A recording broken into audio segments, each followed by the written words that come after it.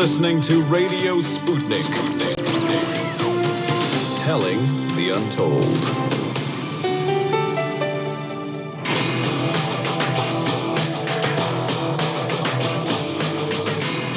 Fault lines. And we're back live, coming to you from across the divided states of America. It is time now for another 3 hours of the most disruptive show in American politics on the West Coast and in the politically independent corner. I am your investigative political analyst, Shane Stranahan. And in the left corner, I am the indefatigable, ever vigilant, a burning ember in the darkness, your political analyst, Jamarl Thomas. And together we are Fault Lines with Thomas and Stranahan. Technically, Jamarl, I realize I need to start updating that. I need to start saying something different. I am actually currently on the East Coast. I'm currently back on the East Coast anyway. You lied to the audience? I did. I know. I feel bad. That's the thing. I was like, while I said it, I'm like, wait, I'm falling back on a habit. This isn't true. This isn't at all true. Anyway, I did correct it, though. You'll know. In the news, let's get to the news. We've got Jamarl's monologue first, then we're doing headlines. But first, as we do every morning, we're doing the headlines. Top news yesterday on China's public television system. I'm gonna put this up front here. In a 5,000-word letter, the head of the Chinese government, Xi Jinping, announced a plan for increased state integration with and control over private business. Again, this was top news on China's public television system. So China thought this was important. She thought this was very important. In the letter, titled, quote, "Opinion on Strengthening the United Front Work of the Private Economy in the New Era," end quote, the Chinese Communist Party introduced over 100 new measures following a change of orientation at the 18th National Congress earlier this year in May. A few highlights here. Communication channels will be set up between private business and the party, and all private firms will need a certain number of CCP-registered employees, which was already a long-term practice in large private firms, but not in smaller ones. Again, over 100 new measures. I would say those two are the highlights. Maybe I'm missing some others, but if every company has to have a certain number of party employees, and those party employees are supposed to make communications with the central party, that does the job. That gives you a picture. In our next headline, in celebration of Constitution Day, yesterday President Trump gave a speech at the National Archives in which he assailed what he called, quote, twisted lies about America, going after critical race theory, a perceived left-wing bias in the education system, and the author Howard Zinn. He also called the New York Times 1619 Project an, quote, ideological poison, which will, quote, dissolve the cultural bonds, end quote, of the United States. The 1619 Project, by the way, is a New York Times cultural project to place the efforts of Black Americans and the legacy of slaves at the center of the United States national narrative. That is in their own words. During that speech, Trump announced that he would introduce an alternative 1776 commission in an upcoming executive order, which would be aimed at promoting, quote, patriotic education, end quote, in America's schools. In our next headline, the chief judge of the U.S. District Court for the Eastern District of Washington, that's Washington State, not Washington, D.C., has ruled to halt changes to the USPS that have slowed down mail delivery during the pandemic, calling the changes made in recent months, quote, a politically motivated attack on the efficiency of the Postal Service, end quote. Judge Stanley Bastian issued a nationwide preliminary injunction sought by 14 states that sued the Trump administration and the U.S. Postal Service.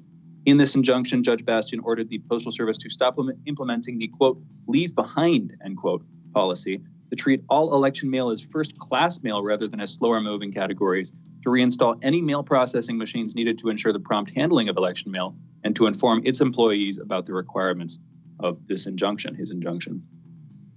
In COVID news, global cases of COVID-19 passed 30 million yesterday. This comes after, on Wednesday night, in the States, an internal memo from FEMA came out indicating that the current national trend in new cases is only slightly down, while the trend in new deaths is way up.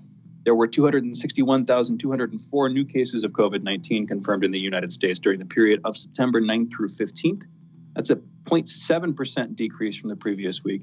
Meanwhile, however, 5,906 new coronavirus-related deaths were recorded during that same period. That's a 16.6% increase compared with the 7 days prior, according to the FEMA memo. The national positivity rate for COVID-19 tests currently stands at 4.4%. That's a 0.1% decrease over the past week, according to the memo. Just interesting to note the decrease. We can come back to that maybe. In related coronavirus news, Texas is now allowing some businesses to expand occupancy as the coronavirus pandemic wears on. In regions where hospitalizations related to COVID-19 are low enough, more businesses that had previously been allowed to reopen at 50% capacity will now be allowed to increase to 75% capacity beginning Monday.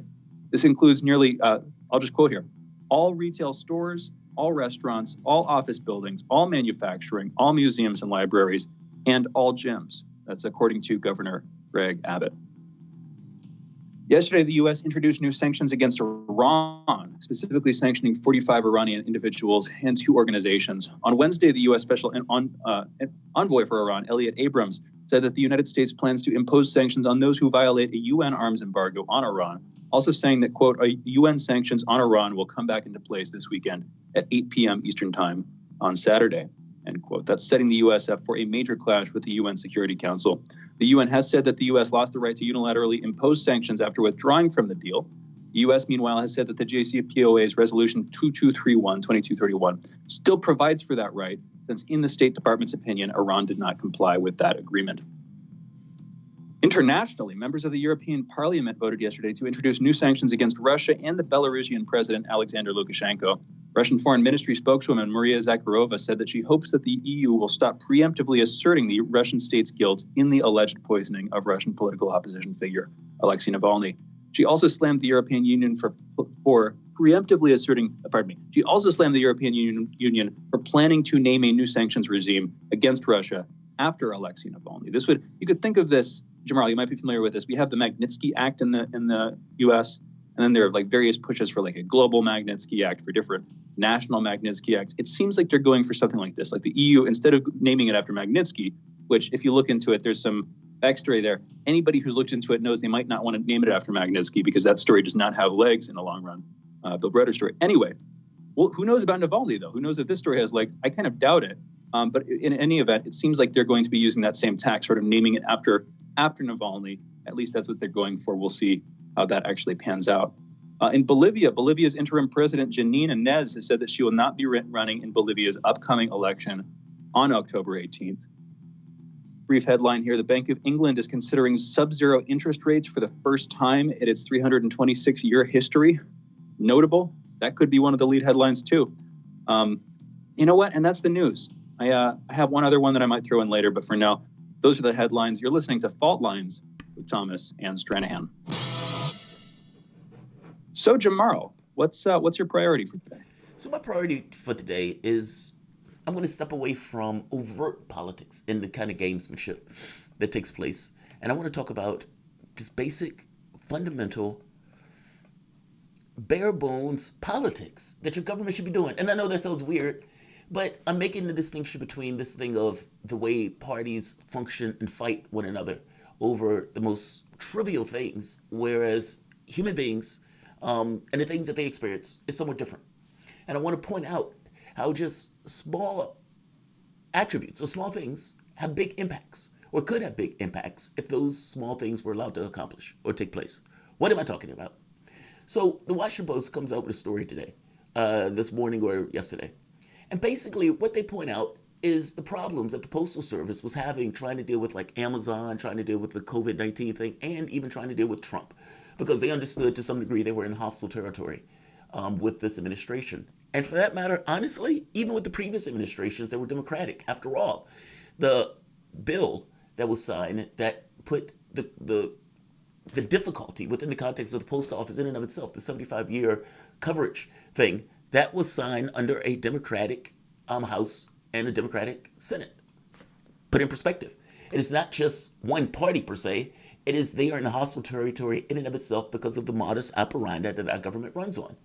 Cash. So this comes out. The U.S. Postal Service planned to deliver masks, 5 to every American. Think about that. Now, you've had people come out to basically argue this, that the mask is the greatest weapon, the greatest defense that Americans have or that anybody has against COVID-19. And if more people had worn masks in the beginning, and if the administration had pushed for masks, the economy would have been open months earlier or months sooner, because less people would have been infected and less people would have been giving out the infections. Don't come to me and say, hey, that mask only protects the other person. The hint there is if both of you wear the mask, both of you are protected. the post office was on the ball. We're going to give 5 to every American. I'm enamored by that. I love that. You have no idea how much I love that. Because it's dealing with real practical concerns. The public has an issue. The post office, we have a way of trying to deal with this issue.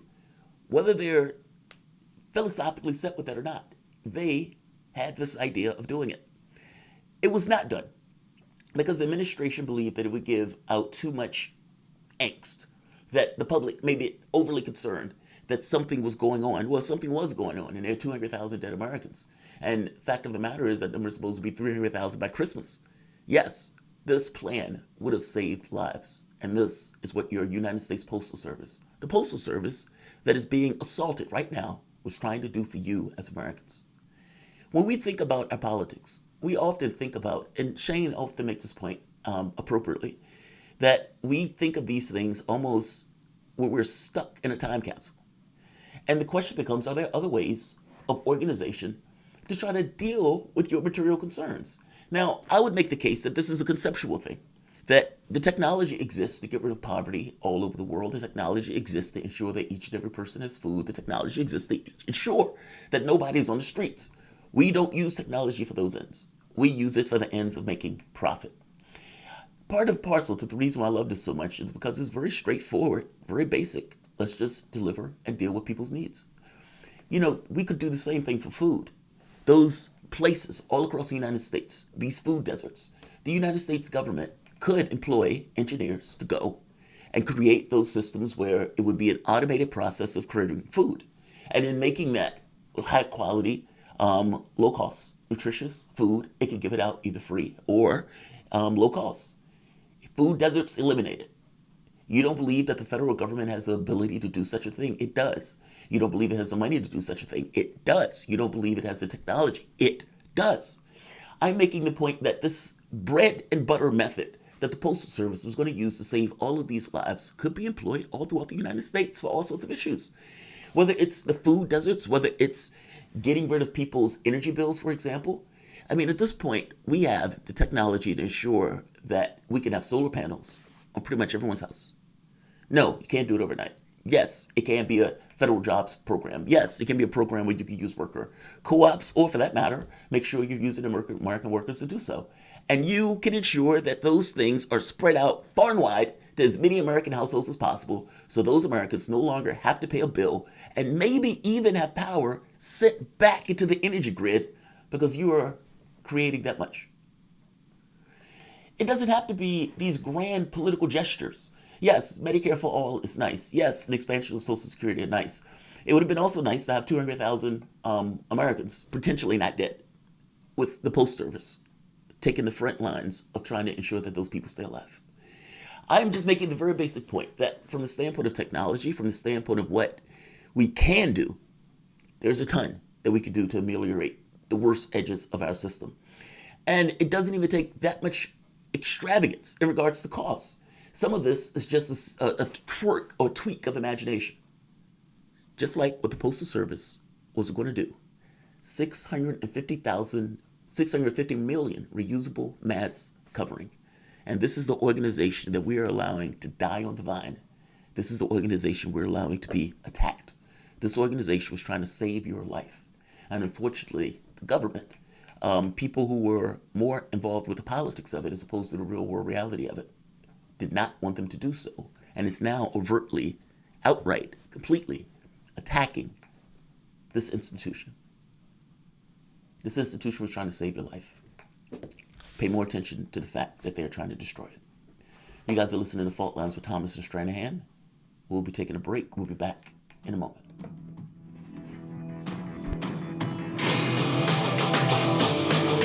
Fault Lines.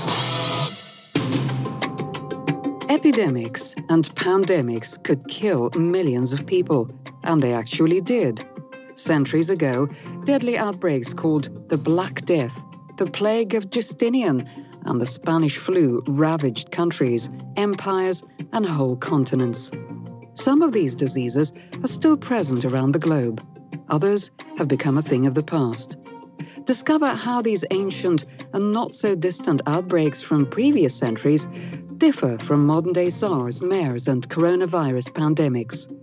Listen to our new series, Outbreak, the deadliest epidemics in human history. This week on Radio Sputnik.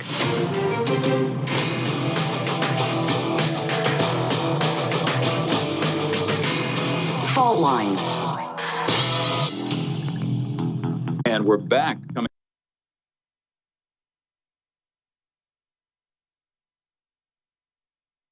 We had a beautiful and unique thing going there for a minute, Jamarl. I'm going to come back to your monologue, admittedly, but I was on the West Coast. You were on the East Coast.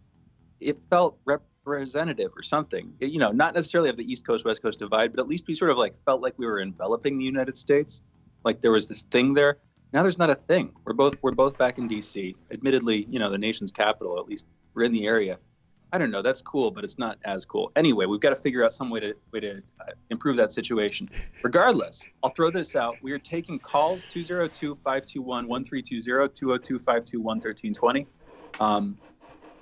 And I want to come back to your monologue. You're right. I do talk about this all the time. You talk about this all the time too. And I admit I have this sort of bad habit, which is when you're coming to me telling me about something like healthcare, my tendency is to shut it down, to be like, well, who's going to lead it? Who's going to do this? But I shouldn't shut it down, man. I mean, I want healthcare too.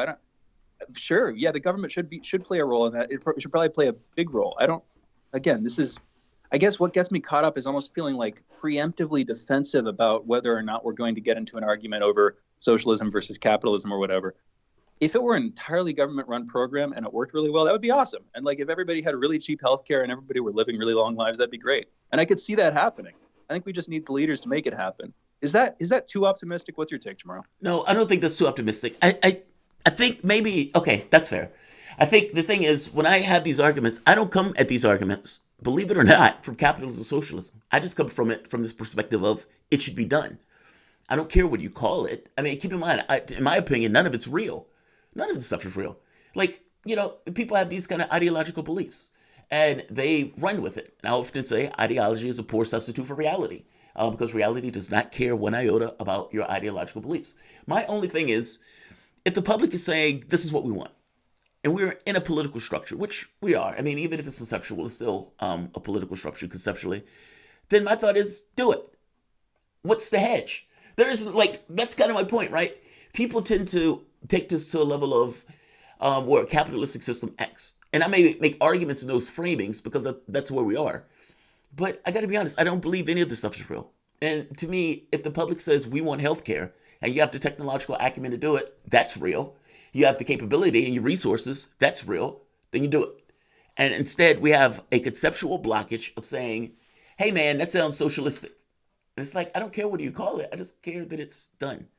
I don't want you to feel overly, clench fists the moment that healthcare comes up. Because that's not where I'm coming from, if that makes sense. I'm less of a ideologue on this stuff, I think, and more in the sense of just it should be done. Look, if we live in a political system, yes, and in that political system we have parties that have ideologies and all this other stuff. Great, fair enough. Then I don't know how else to argue that outside of that, because otherwise people wouldn't even know what it means. Like if I have this Jack Fresco argument that we need to get rid of cash, people wouldn't even have a concept of that. Does it make sense? Like it's almost like you have to argue at the level that people are. And so oftentimes it comes up in those arguments, I guess, of capitalism and socialism. But that's not the intention. The intention is just to make the point that this should be done because we've evolved to a level as a society for people to have healthcare. It's not, I don't overly think it in that, beyond that point. I guess if there were, so I'm going to give three models. One model is it's socialism versus capitalism. That's been the ideological divide of the last century or so. A little bit further, but let's just say it that way, something like that. Then you have elitism versus populism, and that's been an ideological divide, if you can call it that, for a lot longer. Let's just say thousands of years. I'm not gonna assume tens of thousands of years, although it's a pretty safe guess. But at the very least, in recorded history, you have thousands of years of pretty consistently lower classes, as they're now called, rising up against upper classes. Right. And then I guess there's this third way of looking at it. I don't know if this is a coherent perspective because I'm just thinking it up, and it does feel pretty close to the second one. But it's sort of like any area where there is a rent-seeking oppressive class, any area, and that is, again, might just be another way of saying an upper class. But I guess I'm trying to throw something different in here. I don't know. It might be making much ado about nothing. But I feel like what we could do with is, instead of having simply like this dialectic between these two purely defined processes of an elite and a public or something like that, or the working class and the capitalist, or whatever divide you want to use there, like, it would be good if we shifted from a conflict-oriented mode to one that like saw it structurally, and what we were responding to in the elites wasn't the mere fact that they had power, but the fact that they were abusing that power, because it does seem like there are some people who can handle it diligently and with wisdom and stuff. You might get where I'm going with this.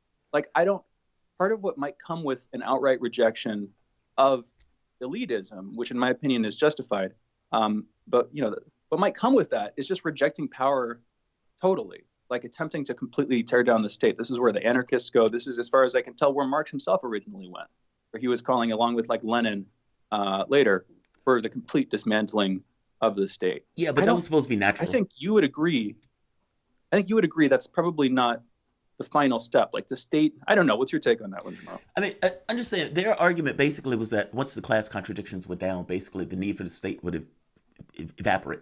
So it wasn't just we're going to smash the state. It was more so that the need for it evaporates. Like when I argue about the defunded police thing, and I say, well, you really need to get rid of poverty, which eliminates the need for the cops. It's not the other way around. I don't think, because I think it's like yes, those things. I have no idea what comes after a nation state, which gives me a hedge on not wanting to get rid of the nation state. Does that make sense? Like, if I can't see past it, then I have a hard time dealing with it. By the same token, I can look at changes that can be made in our system to try to make it better. That I can do.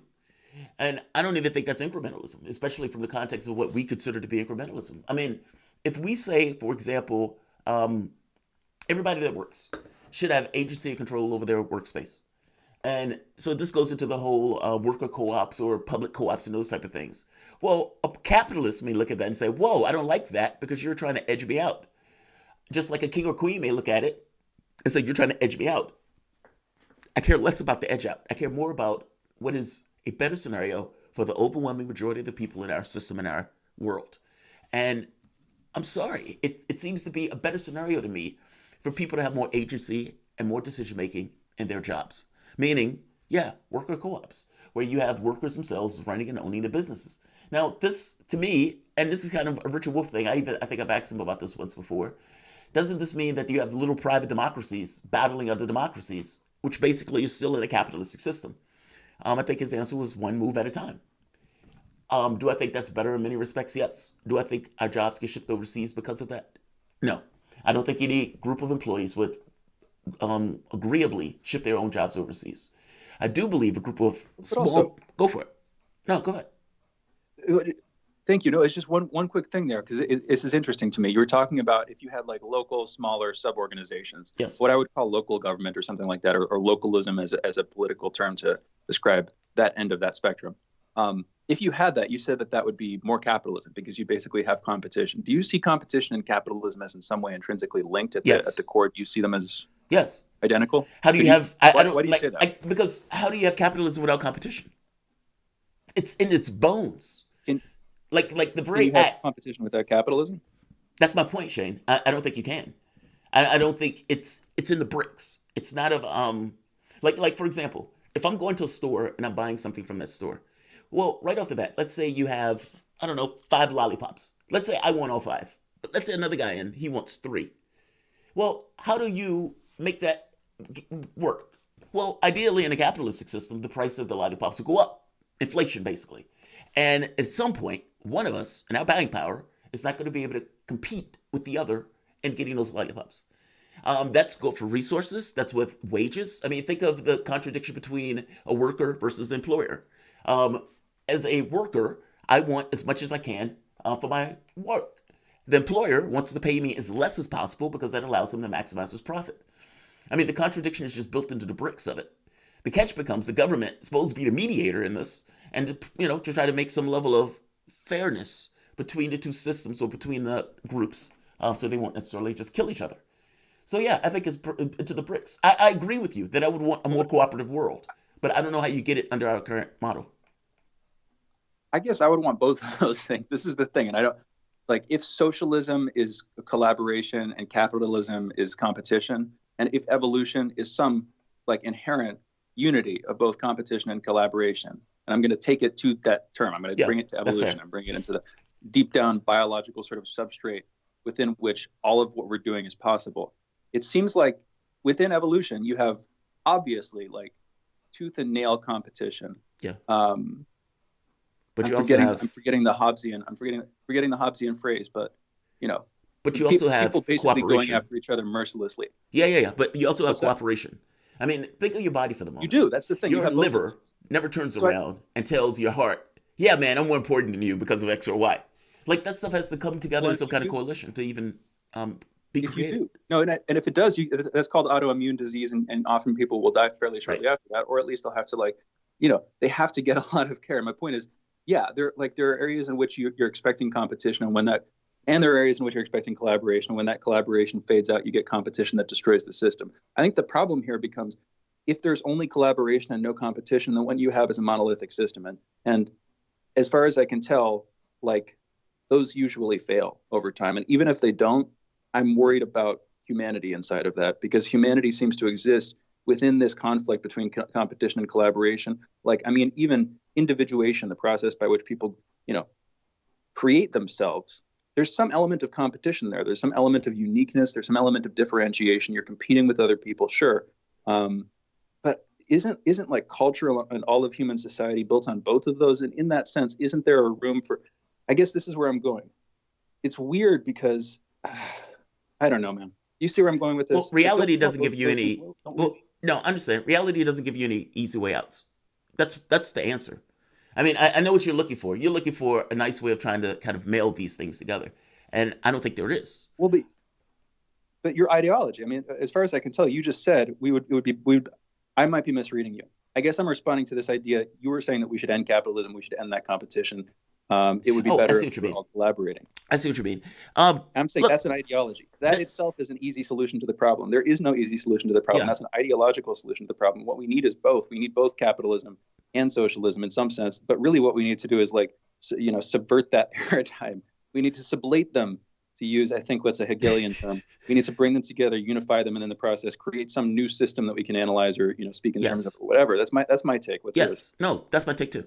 I don't know if I mean, even with the fresco thing, I mean, the reason why I say that, I said you can't necessarily, if you talk about that, people don't know what that means. So you almost have to talk about the system to which people are in. Otherwise, it doesn't make sense.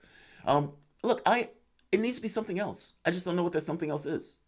I don't care whether you call it. Let's just be very clear. Cash is not real. Money, in a sense, is not real. The government makes these things out of thin air. And to some degree, we have to, as a society, decide what are our priorities. I think that's where I end up more than anything else. There's a combination of both, right? I mean, I just don't know what the combination is. And even trying to get to that point, especially when you have people who have a large amount of power who are in no circumstance are going to give that up under normal circumstances. But we have callers and we have just ran our mouth the entire time. So let's do this. Let's try to go to Tarif in New Orleans. Tarif, we're going to give you 30 seconds and we're going to give Michael from Silver Springs 30 seconds also. So what's going on? All right. Well, I have 4 comments, but you say I can't. But I only got a little bit of time right now. Yeah, that's our fault. That's our bad. We'll give you another 30 tomorrow or Monday, but go for it. You got about 30, 45 seconds. All right. Well, the Daily World had 2 pieces done on the one for the virologist, Chinese virologist, saying that I claim that is unsubstantial, and the other one dealing with that the NIH trying to find out if China was behind the COVID-19, dealing with 2012 with 8 miners died dealing with bats. And the last one. Mojang miners incident. Tarif, I'm just going to highlight that. Yeah, people should look into that. As far as I can tell, that is the best explanation right now for where coronavirus came from, the vector, all that stuff. I haven't talked about that too much on the air, but there's a great Medium article. I believe it's spelled Mojiang. Just for people to look into. But Tarif, you got maybe 15 seconds left. Please keep going. Okay, the last one dealing with the sale of the $7 billion worth of arms to Taiwan. This could lead to a Cuban missile crisis in the Taiwan in China because cruise missiles can also you can take the conventional tips of the warheads heads off and put nuclear on, and China notice, so you might have a blockade of Taiwan next year, the year after next, once those cruise missiles make it to Taiwan. So that's not a good thing right now. No, that's not a good thing. Tariq, thank you for the call. Yeah, that's not a good thing. Let's take Michael. God, I want to talk about that one.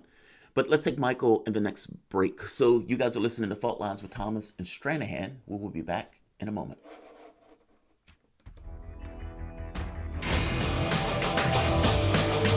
Fault lines. You're listening to Radio Sputnik.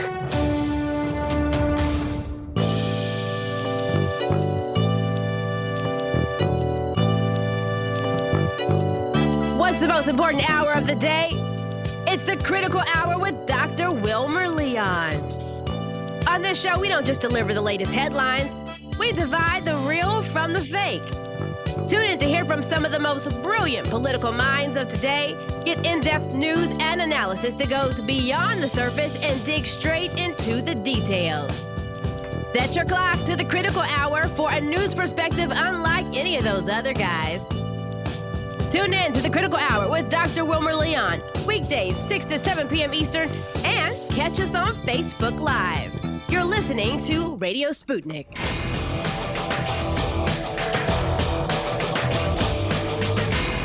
Fault lines.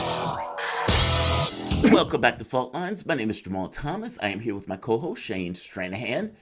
We're joining you out of D.C. at 105.5 FM.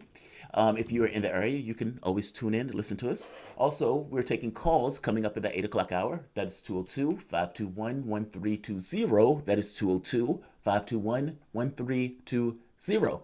But right now, joining us is Lane Russell, co-founder, owner of the U Experience, an innovative new concept bringing currently enrolled university students together on a single campus, providing a safe and a secure community for students whose courses have moved online and would otherwise be taking them at home. Lane, welcome to the show. Thanks for having me. Absolutely. So explain a little bit about the U Experience. It's interesting to me. I mean, I was at university for a bit. So what is university experience in the age of COVID? Yeah, so right now what the U Experience is really trying to solve is the way that college is looking right now for students. The 20 million students who are currently in college, about half of them are currently going to be studying remotely. What we're trying to do is provide them with something that gives them a little taste of normalcy in these very strange times. What the U Experience represents is basically the physical arm of what we see as the future of the e-learning ecosystem. So we're going to be taking about 150 students, bringing them to a resort campus, as we're calling it, where we'll basically be buying out hotels, converting them into college campuses, and giving them an opportunity to kind of co-locate with other students of their age, instead of living at home with either their parents or moving to some kind of Airbnb. Do they have to pay for this? To put this bluntly, Lane, can you hear me? Yeah. Okay. Yeah, do they have to pay for this by chance? Yeah, so what we're trying to do is model our pricing to be something similar to what a student would pay all in for room and board during a typical semester. So if we can kind of keep prices around the same range that a student would typically pay for a semester, that includes, food, beverages, social events, everything that you'd really be looking for in a college semester. We're trying to kind of match that. So students who have already kind of, set aside that money in order to have a typical college experience and are now looking at, living from home, they would obviously be, saving some amount of money by doing so. We want to make sure that we're providing them, kind of this opportunity to continue with a typical college experience without having to break the bank. So the program cost is going to be somewhere in the $10,000 to $15,000 range. Interesting. Thank you for that overview, Lane. Quick question here. Shane, by the way, appreciate you joining us. What's the main advantage here? If you could give a brief pitch in terms of, obviously, coronavirus is messing everything up right now. But what you're doing, as far as I can tell right now, it's sort of like doing it privately with hotels. The cost is about equivalent. What else would draw people in? What else differentiates this from the normal college experience? Well, I'll put it in two terms. What are people afraid of in terms of college, in terms of the debt and things like that they're not going to have to face if they were to go through this? And also, what is uniquely that they wouldn't get if they were to go through the traditional university track? Yeah, so the students who actually are going to be on campus for the first semester will be pursuing their typical university degrees. They'll still be enrolled in their current college. The only difference is, as it stands right now, there's really no option for these students to do something that is, anything similar to what they expect in college. If you're 18 years old and you've been kind of, studying your entire life, you're excited to move into college, and now you're looking at a world where you'd either be forced to move in with your parents, or as some kids are doing, moving into an Airbnb with, 3 to 5 friends or something like that, which is really nothing similar to what they'd be experiencing in a college campus where you're with, thousands of other kids, socializing constantly. What the U experience really kind of offers to these kids is kind of, choose your own experience in some sense. So right now, the way that we see the university value proposition is kind of a 3-part bundle in one price. And that's the experience, the education, and the credential or your diploma, basically. And so what we're trying to do is kind of unbundle that experience element and privatize it, serve it to students in a way that they can kind of choose how they do that. So if you were going to be going to college in, let's say New Hampshire or something like that, and you wanted to be in Florida, we can provide that. And so because the U experience is not constrained to a physical location, we can provide the experience of being in college anywhere and in as many places as possible. So really our vision for the future of what education looks like for students who want to learn remotely is that you could be taking your first semester at the U Experience Miami, you could be taking your second semester at the U Experience Honolulu. And so really with this first semester, our inaugural program, we're trying to just really prove to people that this can be something that could happen, that this is something that shows that the online learning could be a liberating rather than a dull experience. Lane, let me ask you this. If the reason that these students weren't able to go for the university experience was COVID, how does this protect them from that? Like, I guess I'm not seeing how, meaning if I can't go to my normal school in order to enjoy my normal education process. And there are two, I guess you could say, questions to this. The first one is a normal universal experience is not necessarily something that is fully within the purview of the student where they have control over. Meaning, so it's like the very act of them being able to choose or pick their own experience in and of itself. That's not a university experience. But also, how does this protect them from COVID-19 if COVID was the entire reason that they couldn't go to school in the first place? Yeah, great question. So right now what we're kind of seeing with colleges is they're fundamentally very unprepared to do something like this that keeps students safe. You have a community that is, thousands of people, but many of them aren't young students. They are, older at-risk professors or staff, and, turning a campus into a bubble is something that's just really kind of infeasible just because these universities are kind of structurally unprepared, even just architecturally and physically. So, you have students who are going off campus to buy their groceries, to go to local restaurants, to go to the bars. What we're creating is a bubble, much like what the NBA has done in Orlando, so that we can have a closed ecosystem where students are only interacting with each other and our live-in faculty. What the current system looks like for students right now is we've taken all of these kids who want to go out and do things and meet with people and put them in homes with parents and any other potentially elderly at-risk family members. And what we're trying to do is kind of extract these kind of potential super spreaders from the population, put them all in the same place so that they're not interacting with the community at large.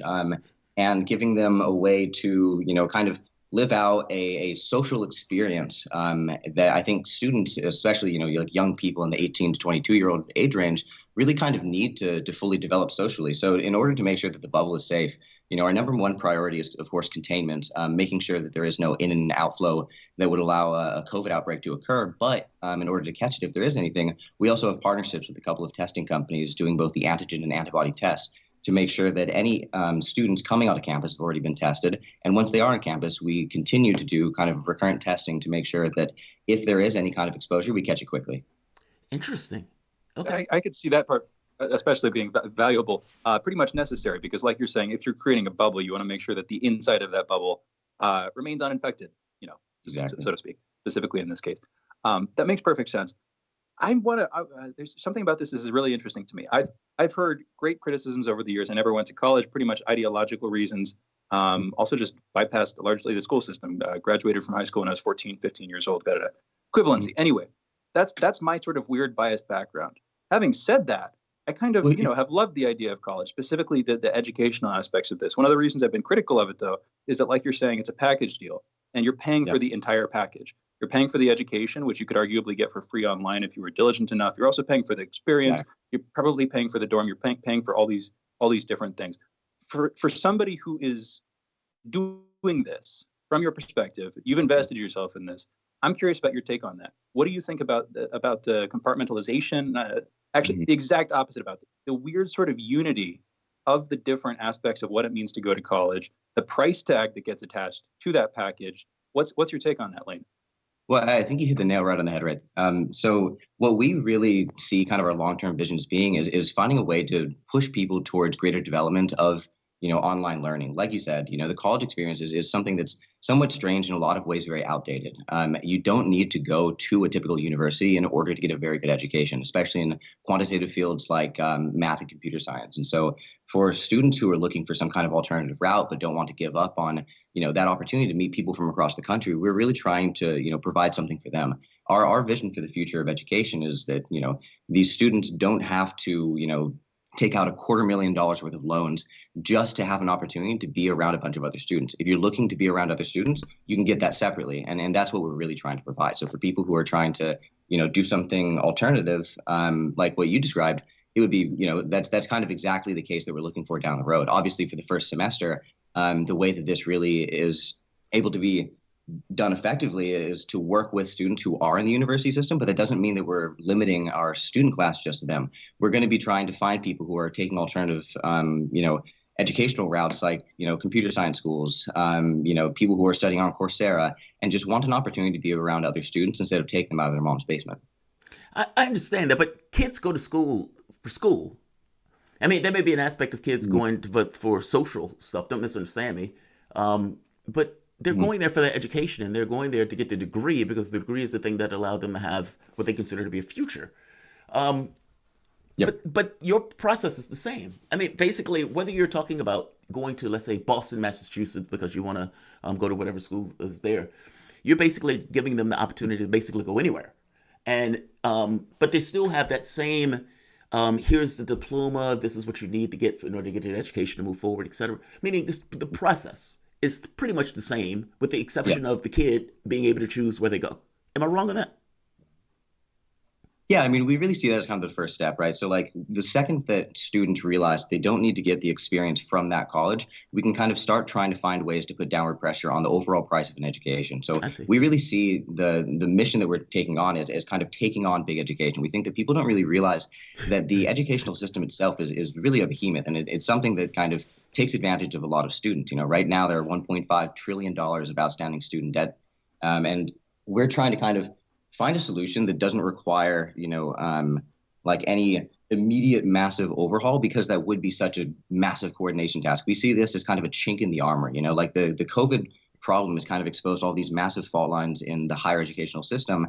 And we're trying to really shine a spotlight on those. We see ourselves as kind of, like I said, the future of what kind of online learning looks like. And we think that it needs a physical arm to be really attractive to people, to draw people into that online learning ecosystem. Once that happens, we think there will be a lot more development in the e-learning ecosystem, and that could include credentials. So the second that, someone kind of cracks that problem and finds better ways to credentialize people than just giving them a diploma, especially at schools that have, like a 99% graduation rate, you've already, received effectively the credential that you'll take into the rest of your life at 18, just based on your high school credentials.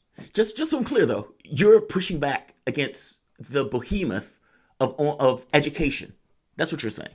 And that this program that you experience is basically a way of pushing back against that. I mean, let's be honest.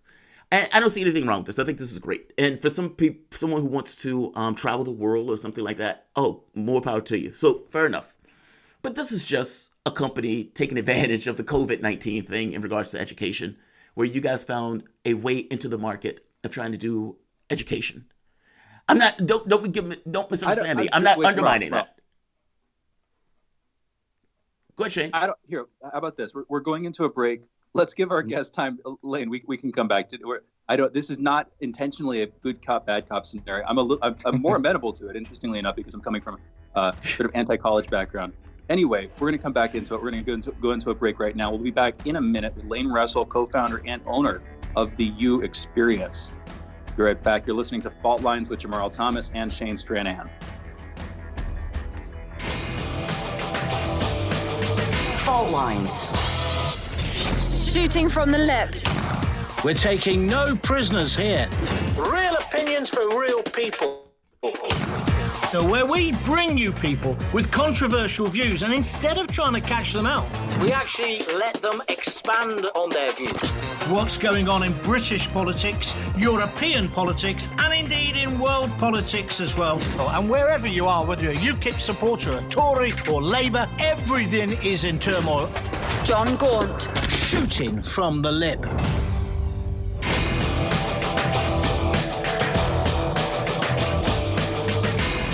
Fault Lines.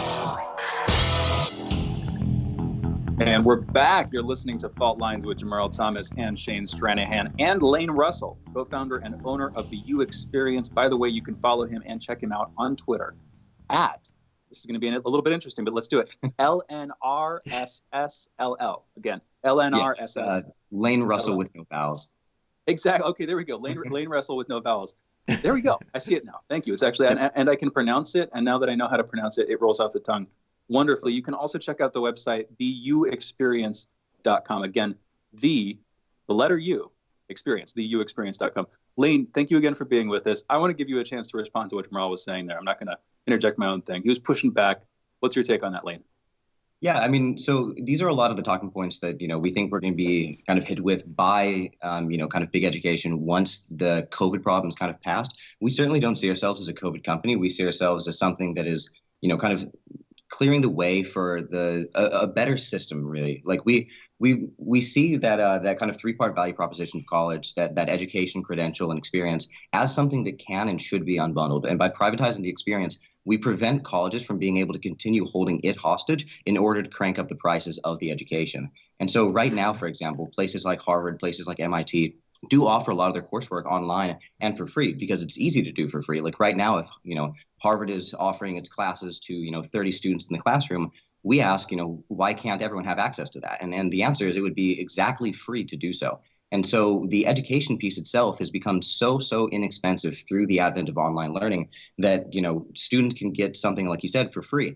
And so by allowing them to get that education, even if it is from a major university without having to actually be on campus, we hope that in a couple of years, students are demanding that, major universities offer some kind of online option or remote learning option so that they can do something like the U Experience, to actually get the social element. And we think that social element could be a lot better. And by unbundling the college experience, we give students an option to kind of pick and choose, where they want to be, who they want to interact with. And so, like you said, and I'd love to hear more about this, but, if you avoided college for even ideological reasons, you have, a great reason to find a campus that isn't associated with a college. You could start your own campus down the road. We really actually do encourage imitators because we want this to be what the future of learning looks like. And whether or not we are the ones to, do it in every situation, we want to give people the freedom to actually kind of design what a campus looks like.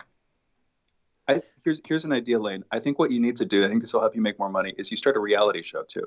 It's a reality show set in each one of these bubbles. The whole thing, I'm kind of joking. It's actually funny you mentioned that.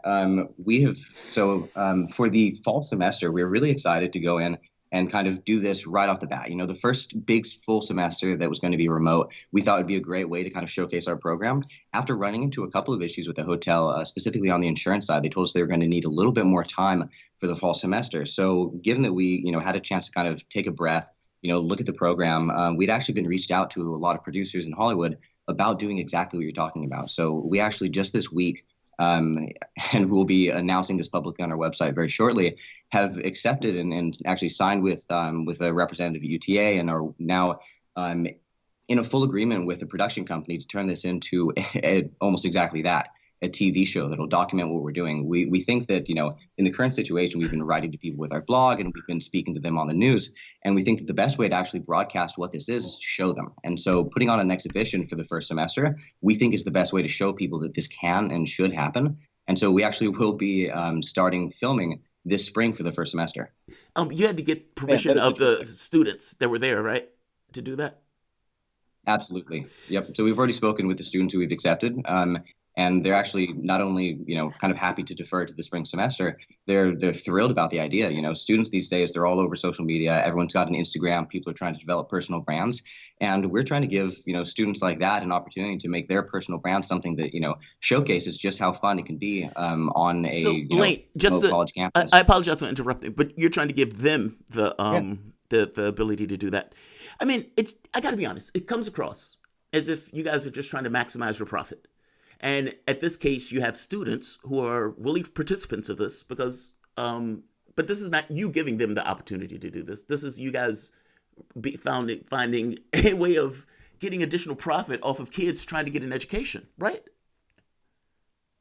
Well, I mean, to be clear, I think that's exactly what Big Education is going to say in response to this. What we're trying to give them an opportunity to do is instead of spending, let's say $50,000 a semester to do something, or sorry, $50,000 a year to get their college education, they could be, paying something that is rent plus, entertainment, that's, roughly equivalent to room and board, and just axing the tuition element altogether. What we're actually, kind of providing students with is, a way to actually get that college experience without having to spend that $50,000. Right now, America's spending, I believe it's something around $1 trillion a year, all in on college costs. That's 20 million, college students times about $50,000 on average per year.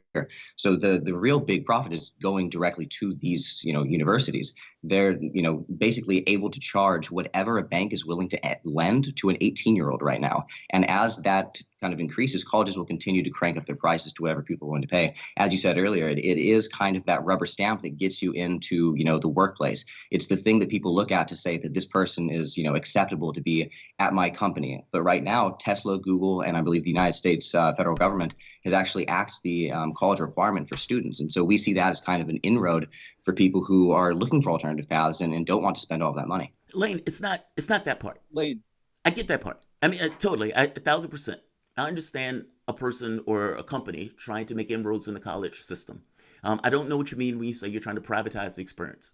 College predominantly is already privatized. I guess my issue here is these kids are trying to get an education.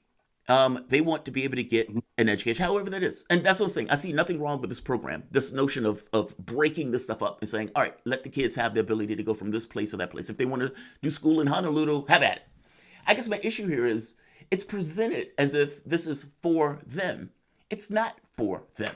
I mean, even the notion of Shane coming out jokingly saying, hey, are you guys going to have a reality TV show with it? And you're like, hey, yeah, we are. He wasn't saying that. And he wasn't saying that to be serious. He was saying that in jest because he understood. And Shane, well, I don't want to speak for you, but were you saying that in jest? Big Brother. No, I brought it up because it reminded me of like the hothouse kind of emotional environment, especially with a bunch of young people. Young people tend to be more attractive.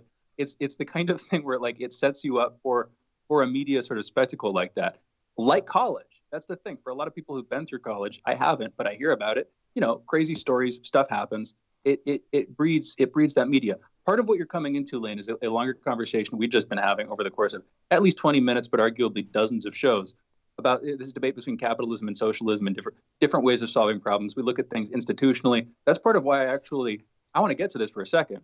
But that's not where I'm coming from. Wait. Just so we're clear, that's not where I'm coming from. I'm coming from as somebody who did go to college. Those experiences are not necessarily something I want to broadcast to the world. Even if in that moment I might want to. It just seems like it's taking advantage. That's all. It sounds like he's using this to bootstrap a business. Yes. It sounds like you're pushing back against the idea of this being a business in general, which is what I thought would be an interesting conversation to get to. Mm-hmm. Yeah, that's fair. Yeah, no, I mean, this is certainly something that we see as a way to actually just democratize access to college. This is not just our way to, kind of filter off students from the college experience into something that, puts money in our pockets. We're going to be spending all of that on it, the kind of entertainment budget. The first semester, we don't even expect to be, kind of coming out of here, with some kind of, grand business. We want to make something that people can kind of look at and imitate, whether or not we're the ones to kind of, push this forward, we will be the ones to champion it. And if that's what the future of education looks like, which we think is kind of inevitable, then we're going to be the ones, trying to kick down the door and show people that big education shouldn't have a monopoly on all of this. We want people to be able to kind of create their own experiences. And, that can mean, a hotel owner can create something like this down the road once we give them the playbook to do so. I can, yeah. Okay, so here's the thing. I'm actually curious. You're from this grander level, you're criticizing the educational institution in general, specifically higher education in America, but you can apply this to other countries in some cases. And I mean, sure, you can level criticisms of public education, grade school, elementary school, up and down that chain, as I do and have done on this radio show. I'm curious, though. You're starting a business specifically. It sounds like there's an ideological element to this, or at least a moral element to this for you. I'm curious. For our audience, I just think it would be interesting. What is the thought process that led you to look at the education system, see problems, and decide to start a business as a sort of response to those problems? And specifically, that's one question.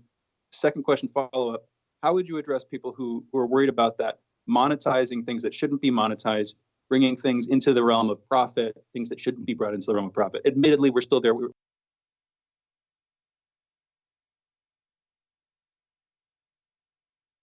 I believe it's every 9 to 10 years, the price of college on average has actually doubled for at least the last 30 years. And so what we're trying to do is kind of halt that. You know, as I was saying, like the monetization that we see as the problem is what the colleges are doing right now. The current system is one where we have this massive institutional monopoly that can charge literally anything that a bank is willing to lend to an 18-year-old. College debt is, you know, the only kind of debt that you can't default on.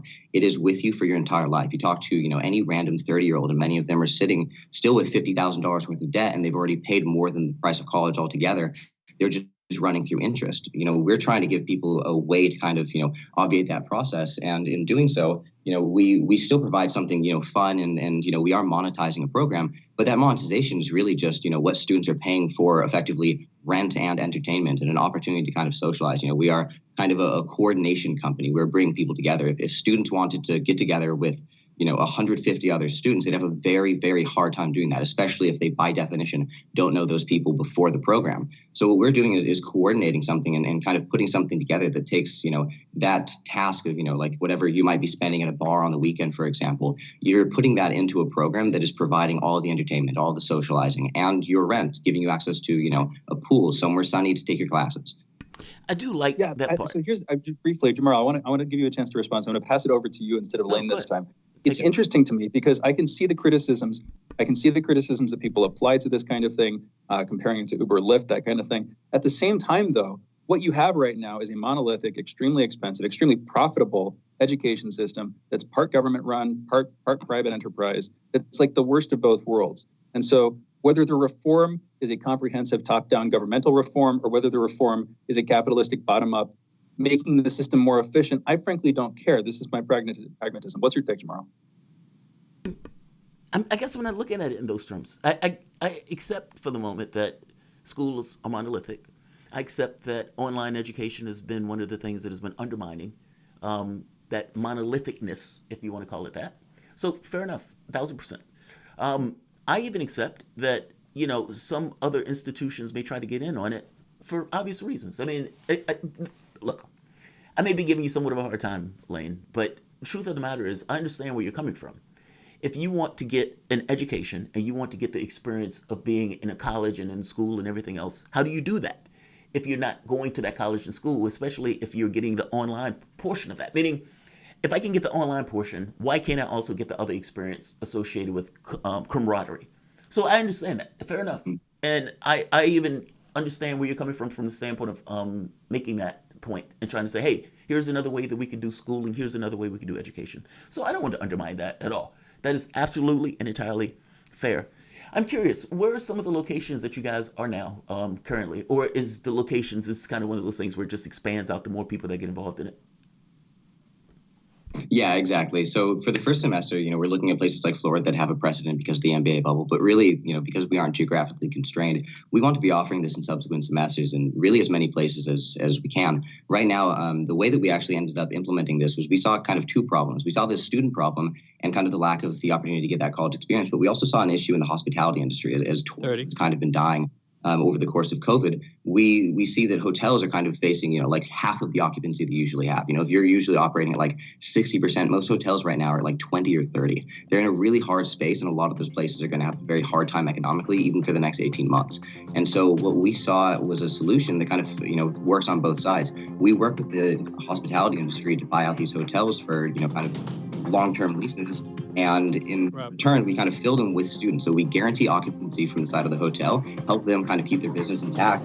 And because of that model, we're able to scale. All right, we're going to have to cut you right here, Lane. I apologize. But Lane Russell, co-founder, owner of the U Experience, innovative new concept bringing currently enrolled university students together on a single campus, providing a safe and secure community for students whose courses have moved online. You guys are listening to Fault Lines with Thomas Stranahan. We'll be back momentarily.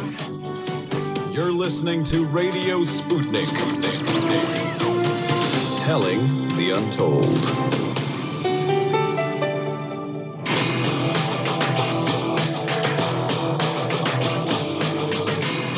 Fault lines. Live from the divided states of America, welcome to your daily inoculation for propaganda. In the left corner, I am the indefatigable, ever-vigilant, the last antibody to a sick and seizing political system, your political analyst, Jamarl Thomas. And also on the East Coast and in the politically independent corner, I am your investigative political analyst, Shane Stranahan. Welcome back home, Shane. You guys are listening to Fault Lines with Thomas and Stranahan.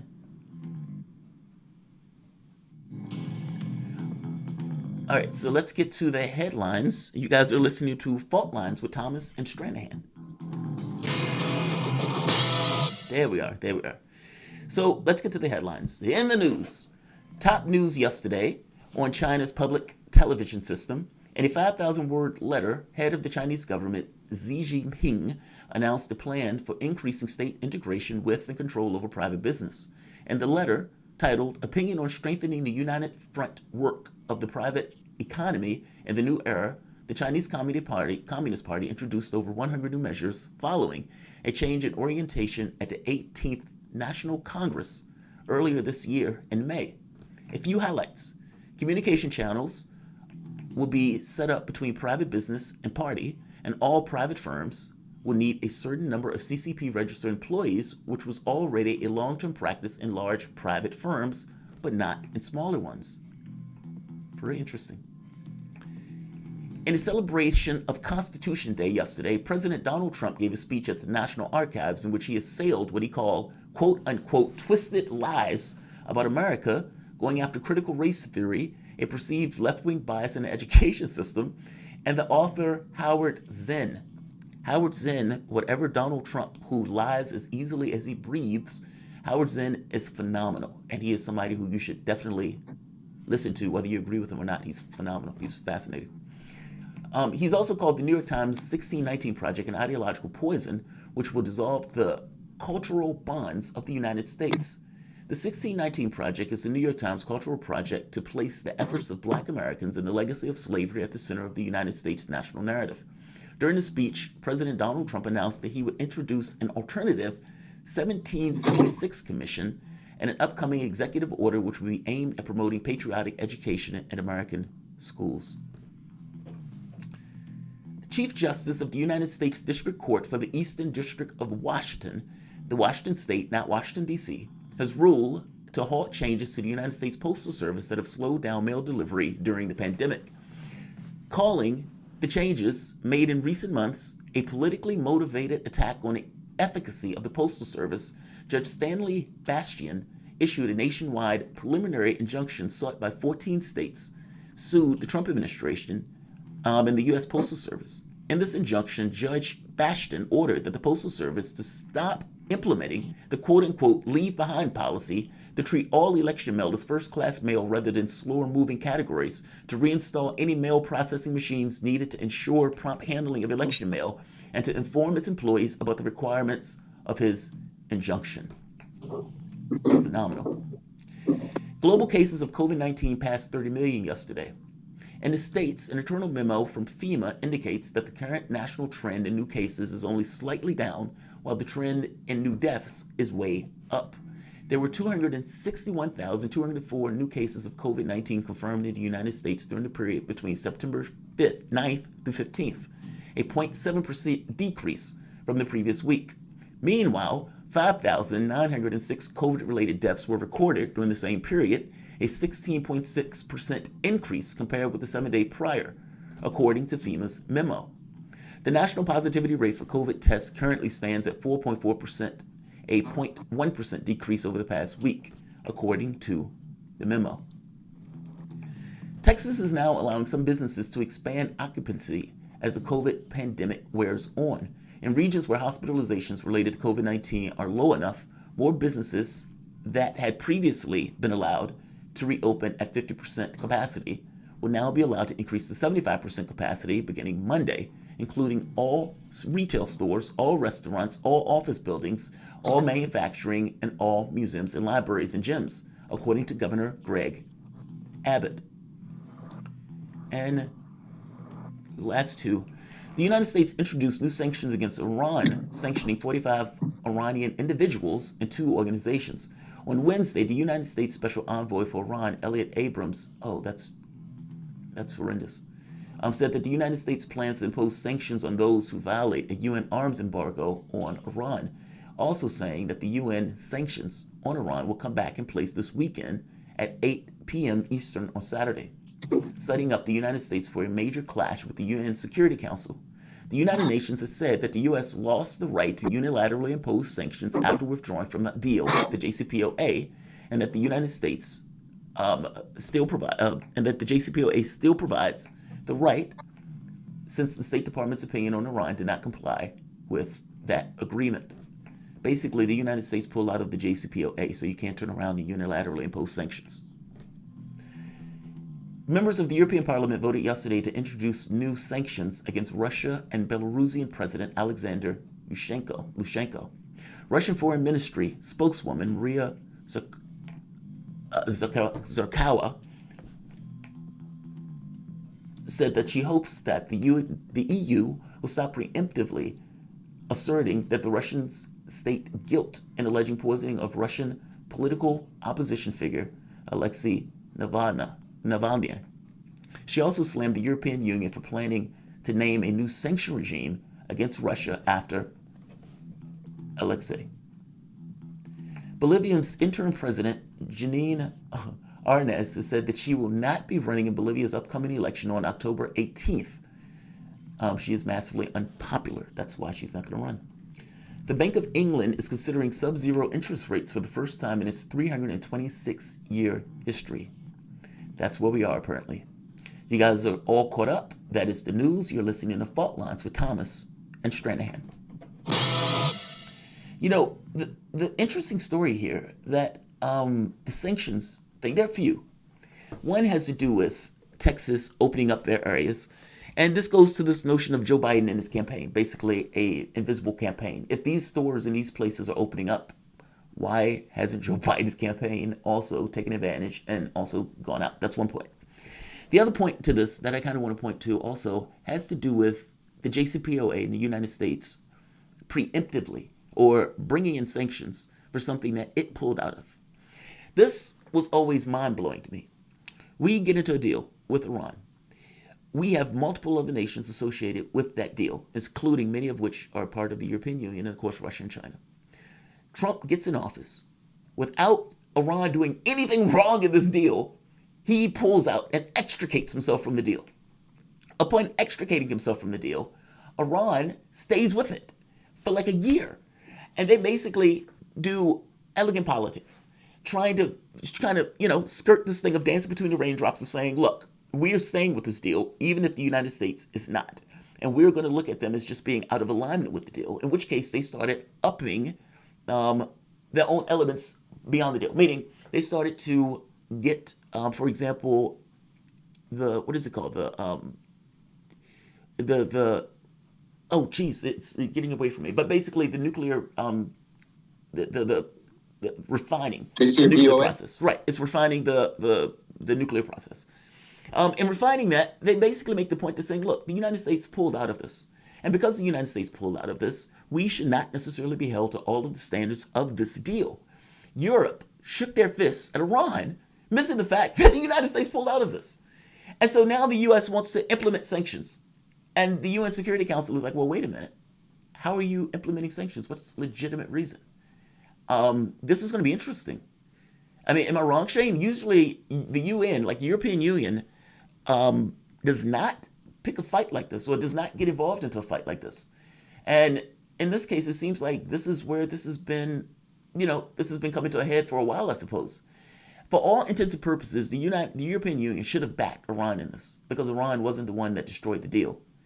And yet, that wasn't the way it's looked for the very longest of times when they were shaking their fist at Iran over this.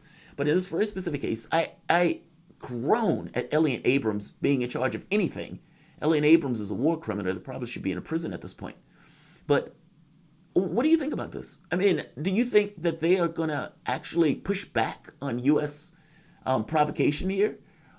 They don't typically do that.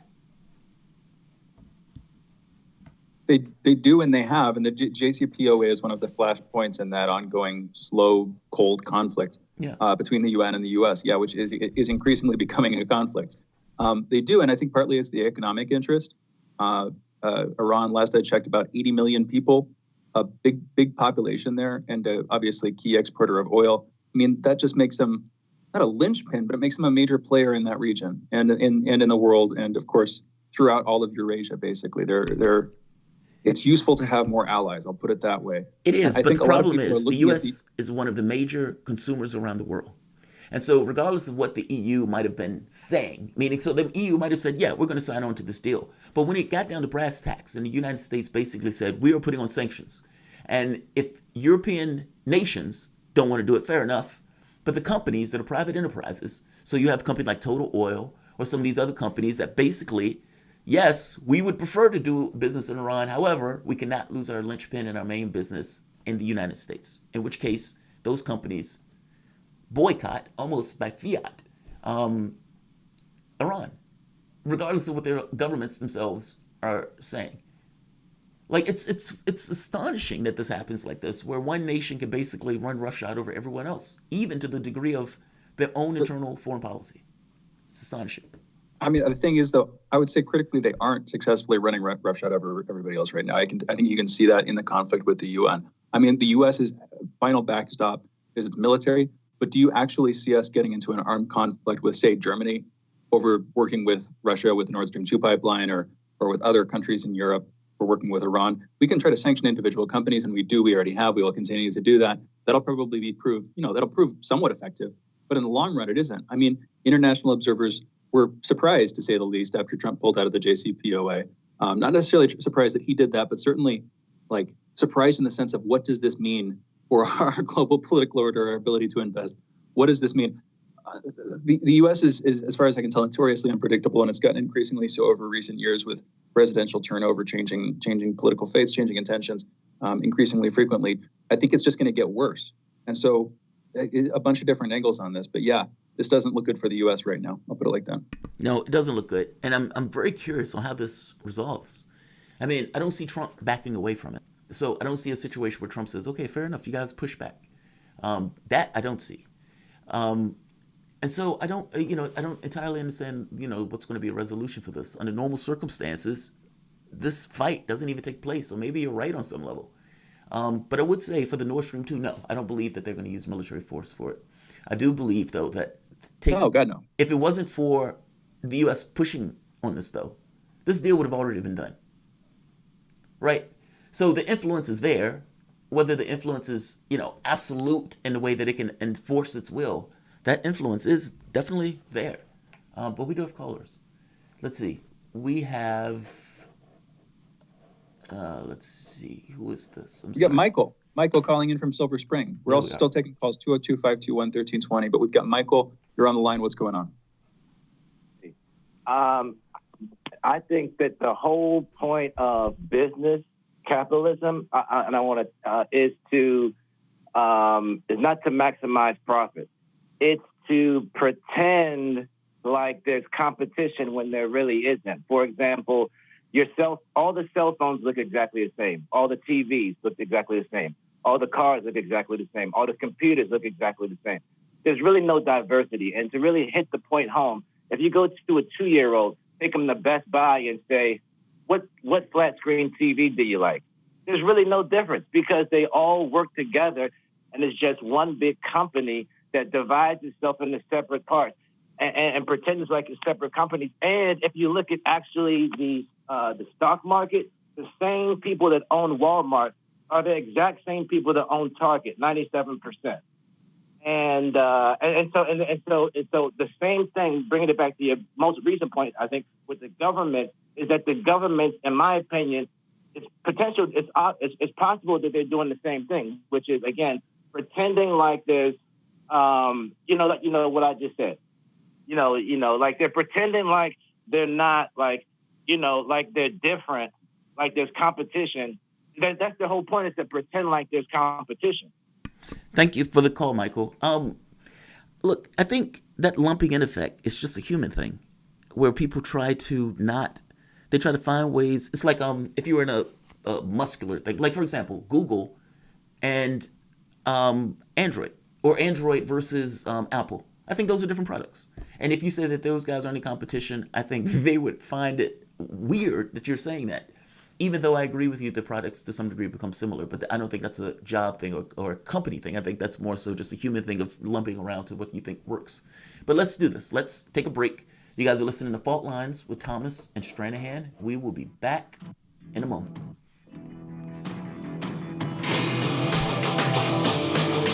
Fault Lines. Want to talk? Get in touch with us at radio.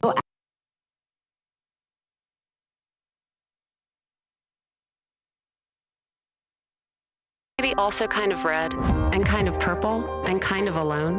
You've got a friend on Radio Sputnik.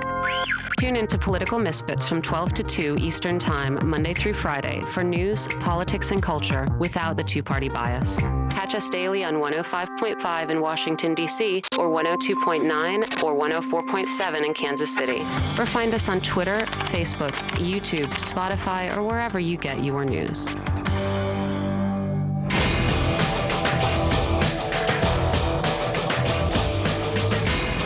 Fault Lines.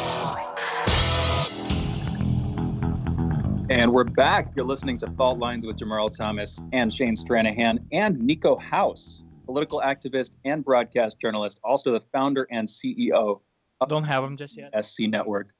Nico, thank you for joining us. Here's what we're talking about today. Don't have it just yet. A couple of things, brief intro here. We have three different guests, Nico House, Carmine Sabia, and Dr. Bill Honigman. They're not all on right now. They're coming on in sequence in 15-minute segments through the rest of this hour. What we want to do, I think, we'll see where the conversations go. Yeah, but I want to get deep into this issue of the go for it, Jamarl. I was going to say the battle between Democrats and progressives, what that means in the wider context, what different sides of this think, and really fundamentally, for people who are Democrats who are voting for Biden, we want to have a conversation about why you're voting for Biden. Jamarl isn't. Anyway, I'll let you take it away, Jamarl. What's your take on this? No, you're perfect. You're absolutely perfect. The next segments that we're going to have, it's usually, under normal circumstances, our segments we have at 8:30 and we just kind of go to the end. But we're going to have three people on with different political opinions. Some that are going to be Democrats, Republicans, and let's say Nico, who's not either. Because we want to get, it's one thing to bring somebody on and have that person say why you're going to vote for Joe Biden or why you're not going to vote for Joe Biden. But trying to get a cornucopia of opinions on this, I think that would be fascinating. And so that was the idea for these segments coming up at 8:15, 8:30, and 8:45. For Nico, though, the interesting conversation has to do with Joe Biden and his invisible campaign. Now, an ad or a story came out in Time magazine, and it made the point Joe Biden is running an invisible digital campaign in an all-important Michigan that's making some Democrats nervous. Now, the reason it's making Democrats nervous is because in their head, Michigan is dramatically important. Clinton lost that state only by a few thousand votes, and they are basically seeing that happen again. So for them, they're like, oh my God, history is playing out twice. This is a dramatically important state, and Joe Biden is potentially going to lose it. Also, what's interesting is that they point out that they don't believe the polling, meaning they believe that the race is actually closer than what many people are advocating that the race is.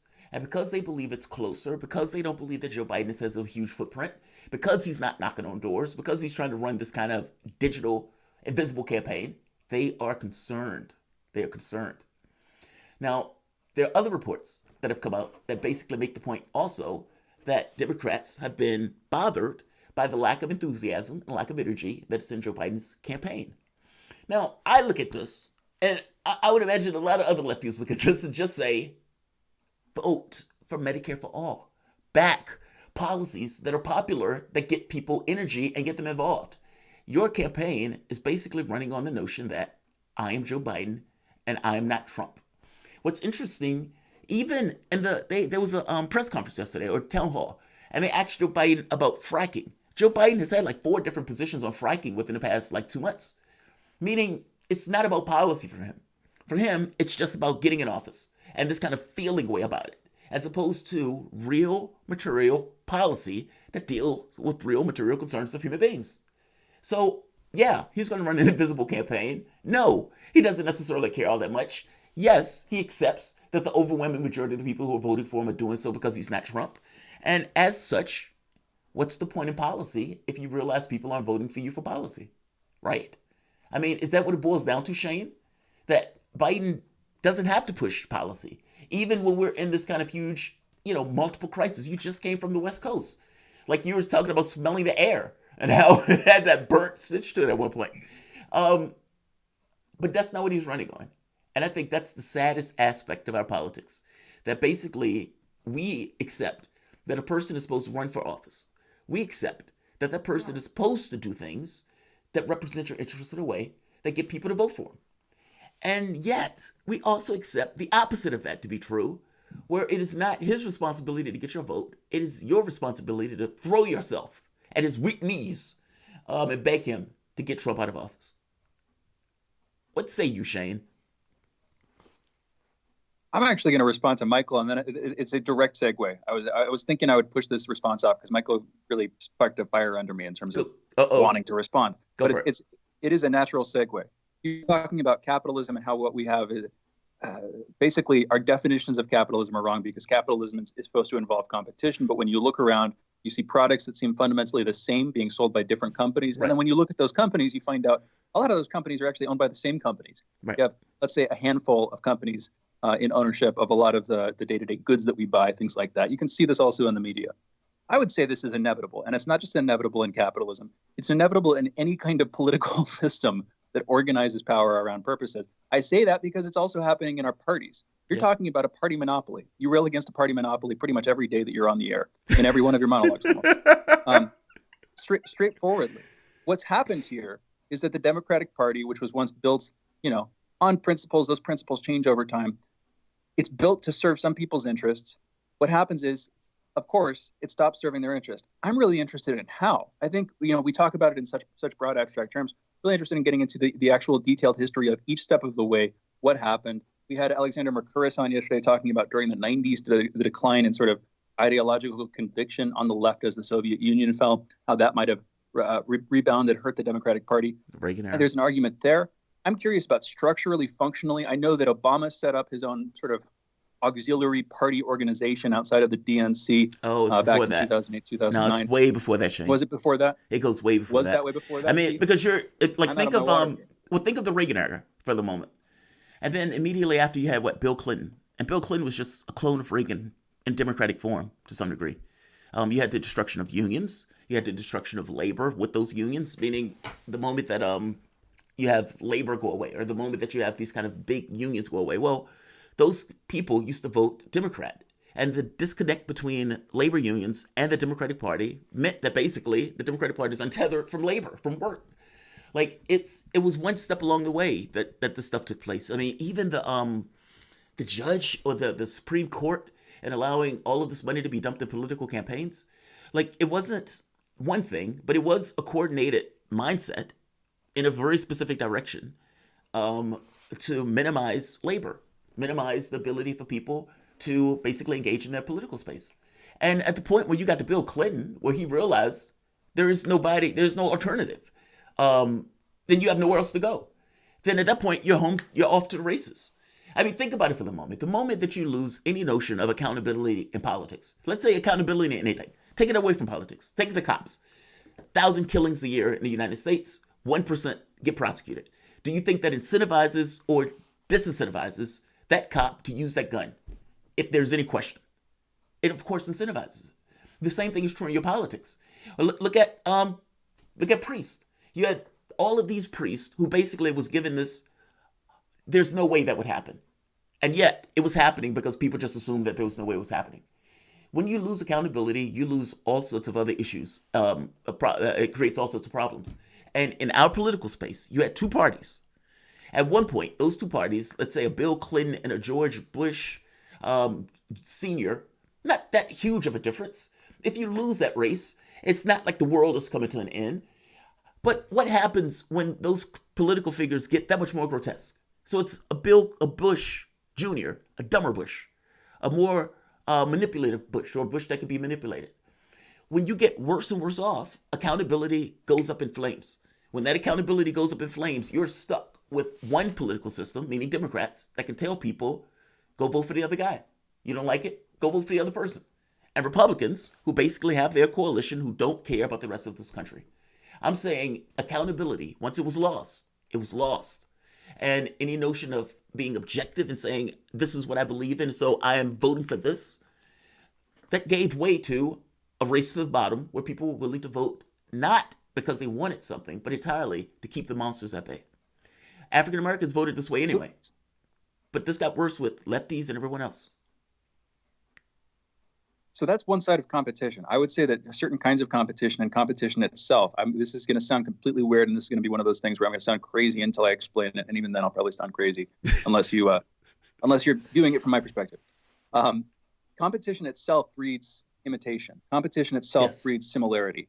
We see that in capitalism. When you're competing with somebody else, I mean, literally, you can see this. Say you're competing with somebody else, they have a stronger weapon than you, and you didn't know this before. When you see what weapon they have, you're going to try to adopt. Yes. If not that weapon, at least one of similar or greater, levels of potency or potential for violence or whatever. The point being, in that simple scenario, you're competing with each other. You're competing specifically over the use of tools, and you're going to sort of share tools over time in this arms race as you're growing. The same thing happens in politics. The same thing happens in business. In this weird way, you need something outside of competition. You need and I keep talking about leadership. You can tie this into philosophy too, though. You need some vision. You need something outside of yourself, or some vision of how things could be, some vision of a social order, some vision of some improvement, some way to solve problems, some resolution of these difficulties that, constantly bug human society, or constantly itching away at us in these different ways. The point being there, if you don't have that, if you lose that, then you lose all sense of continuity, you lose a sense of history, you don't have a compass, you lose that stuff, and what you're left with is blind rivalry.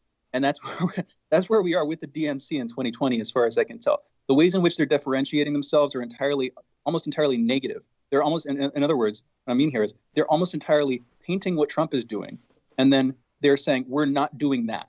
We're going to do not this and not this and not this. And that's even the things they're sitting there doing. None of them are, like you and many other people will criticize. None of them are bold. They're sort of bland milquetoast versions of what the progressives or what the quote unquote radicals or whatever would want to do. That's blind competition. You know what I mean, Jamarl? Yeah. No, I know exactly what you mean. When we were pushing for NASA, understand, us going to the moon and so forth was a militaristic escapade. I mean, if you go back, listen to John F. Kennedy's speech, we're going to the moon. We do this. God, I love that speech. We do this because it represents the best of our abilities. Man, go back and listen to that speech. But within it, it's that freedom and democracy stuff. That basically we need to get to the moon to make sure the moon is free. But that's a vision. It's literally a vision. John F. Kennedy had no idea how he was going to get to the moon. This was like a man that honestly, within the grand scheme of things, was basically an ape, shaking his fist saying, we're going to the moon. And the public having no clue. But what happened? They could form their ideas around, how do we do this? And the moment that idea of the world, that ideology, meaning you had a society that started to orient itself around this notion of technology for this very specific purpose. And they accomplished it. That's phenomenal. But we don't look at that going forward. We just look at that in the very specific scheme of going to the moon and we did this thing and now it's over with. I think the point that you're making, Shane, is ideology and this belief in things, being able to see yourself in a different place, helps you get there. That's one of the human faculties that our belief in unbelievable things, and being able to see those things conceptually, whether those things are real or not, is one of those things that's made humanity somewhat of a successful species, or at the very least the dominant one on this planet. So no, Shane, I agree. This is one of those cases where I totally agree with you. I don't know if we can do this. Jamarl, I don't know if as a radio show we have time for this, and I don't even know if this makes sense, but we talk about philosophy. In math, there's this idea of axioms. You'll have foundational suppositions that sort of undergird and set up the rest of your system. If you assume certain things, basically, other things are entailed, other things follow, and you get other things as a consequence. I think, to some extent, our ethical systems and philosophical systems work in the same way. You have basic principles that can be expressed in simple forms. And yes, you get contradictions on the higher levels, and there are even contradictions between the principles. But if you look at different societies, you can sort of identify, if you're careful about it, the principles that those societies run on. And what it seems to me has happened, and I don't know how we're going to be able to get into it because we're radio, it's a difficult format to do this kind of thing on, and we're short format, we're talk radio, but it would be cool over time to get deeper into what those principles are. What are the contradictions in the principles? What are different principles that America and other societies in the modern world run on? What should those principles be? That whole conversation, you see where I'm going with it? We don't have time right now. We've got to go into a break. Sadly, couldn't get Nico House on, but I think you see what I'm saying. Yeah. We'll be back in a minute. You're listening to Fault Lines with Jamarl Thomas and Shane Stranahan. Be right back.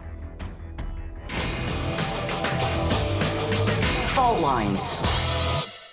We are above all the latest developments, and we don't take any sides. Radio Sputnik, telling the untold.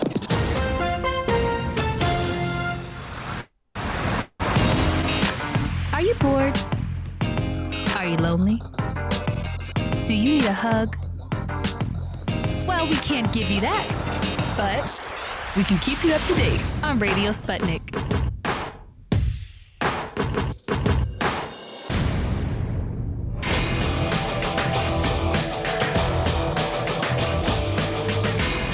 Fault Lines. And we're back. You're listening to Fault Lines with Jamarl Thomas and Shane Stranahan. We're speaking now with Carmine Sabia, writer and editor-at-large at the Sabia Report. You can find that at sabiareport.com. Carmine, thank you for joining us. How are you doing this morning? Oh, splendid. How are you? Good, man. Good. Better for having you. All right. I'm going to lay out the conversation here. We'll see how it actually goes. It starts with this. Jamarl and I go back and forth all the time on the DNC, the Democrats, and this idea that the Democrats aren't doing a good job representing the sort of left fringe. Now, this is interesting. I want to hear your take because I know the right, Trump, views the Democrats as basically a weak, like the Democratic Party, as a weak, inefficient vehicle that cannot hold back, as far as I don't want to put words in your mouth, that can't hold back the more radical and progressive tendencies on the left. So there's this interesting dichotomy there, this interesting sort of paradigm thing. On the other hand, we also have guests, Democratic establishment guests, so to speak, who, party Democrats voting for Biden. Jamarl gets into fracases with them kind of frequently on the show, where they'll say, I'm voting for Biden, and he's like incredulous. He pushes back. He wonders why, because Jamarl is not voting for Biden. I don't want to, again, Jamarl, you can represent yourself. But Right. Anyway, my point is, I wanted to bring somebody on the right to get your take on this whole set of issues. I don't know if this is too confusing, Carmine, but I just thought it would be interesting.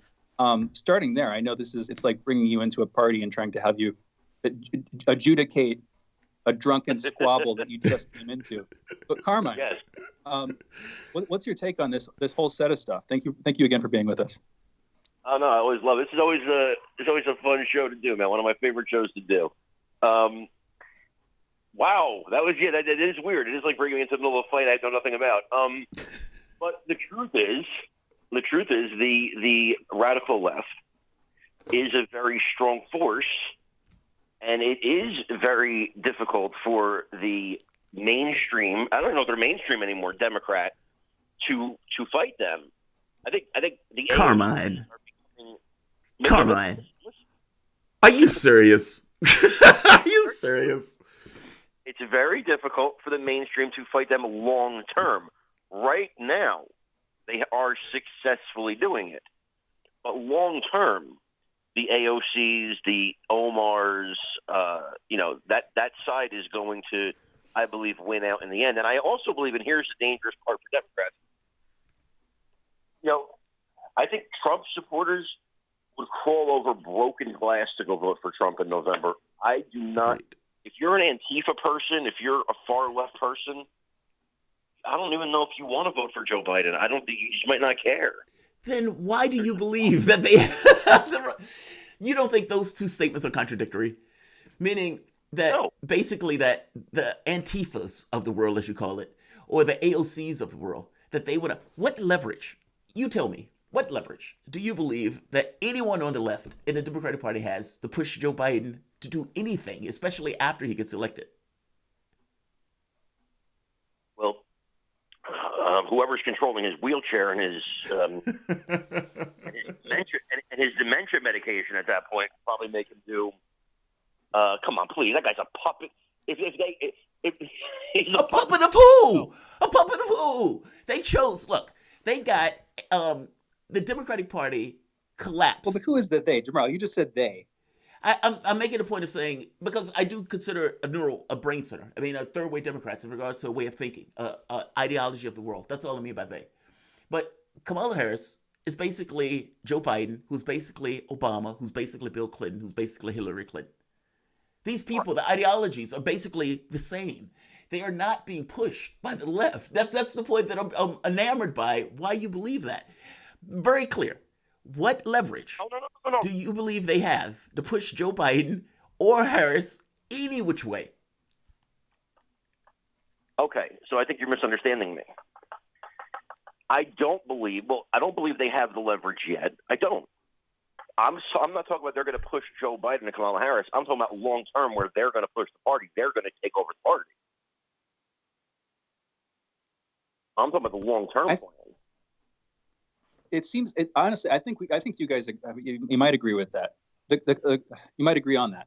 The conversation that we've been having, something like this, it seems like right now the DNC is winning, but I think in the long run, I think you're right. Jamarl, do you disagree with that? Do you disagree that right now the DNC, the party establishment, the gerontocracy, effectively, that is the DNC, Tom Perez and Joe Biden and whatnot, do you think that, don't you see that at some point that force is going to decline if it isn't already? And that the younger folks who are consistently progressive, as far as I can tell, are going to sort of rise up and take over. Doesn't that seem inevitable to you? Because it kind of does to me. It seems that way. It seems that way over time. I mean, but I don't know what that time frame is. Meaning, is that 2 election cycles? Is that 3? Like, so when you say that he's being controlled, to me that sounds immediate. And I'm making the point that there is nothing. He's being controlled by the DNC. You know what I'm saying? He's not being controlled by. But what does that mean? But what does that mean? Controlled by the DNC. Well, explain. What does that mean? Being controlled by the DNC. Explain what that means. Dude, why do you think they wanted him to win? Why do you think they did everything in their power to help him win? Because he's a puppet. He's a Democrat. Well, yeah, but again, but he's a puppet, like he's saying. He's apparently suffering from dementia. I mean, you laughed at the wheelchair joke. You know what base he's coming from. I know where he's coming from. Oh, no, I'm not. No. You missing what I mean. Joe Biden is a Democrat. If that was, for example, if that was Kamala Harris, if that was Hillary Clinton, the policies would be basically the same. So when I'm saying control, I don't know what you mean by control. Controlled by who? To do what? And how is that going to be different than any other Democrat that was in that office? I will try to answer this question. You haven't met them yet, but I'm going to introduce Boris. Boris is an abstract personality that represents the interests of the DNC, the military establishment, the financial establishment, various unknown parties, etc. But he already agrees with those things. He agrees with those things already. Okay. That's my point. Controlled. I guess I'm saying he doesn't have to be controlled if he already agrees. Like, if you put any random Democrat, you would get the same results. That's what I mean. That's what I don't understand, the control stuff. Which means he's okay. Well, at a certain point, if you wear a glove for long enough, maybe the hand and the glove start to seem identical. I don't know. What's your take, Carmen? I watched his town hall yesterday, and here's what I love about Joe Biden. And you could teach a class on how to talk. I'm careful of my words.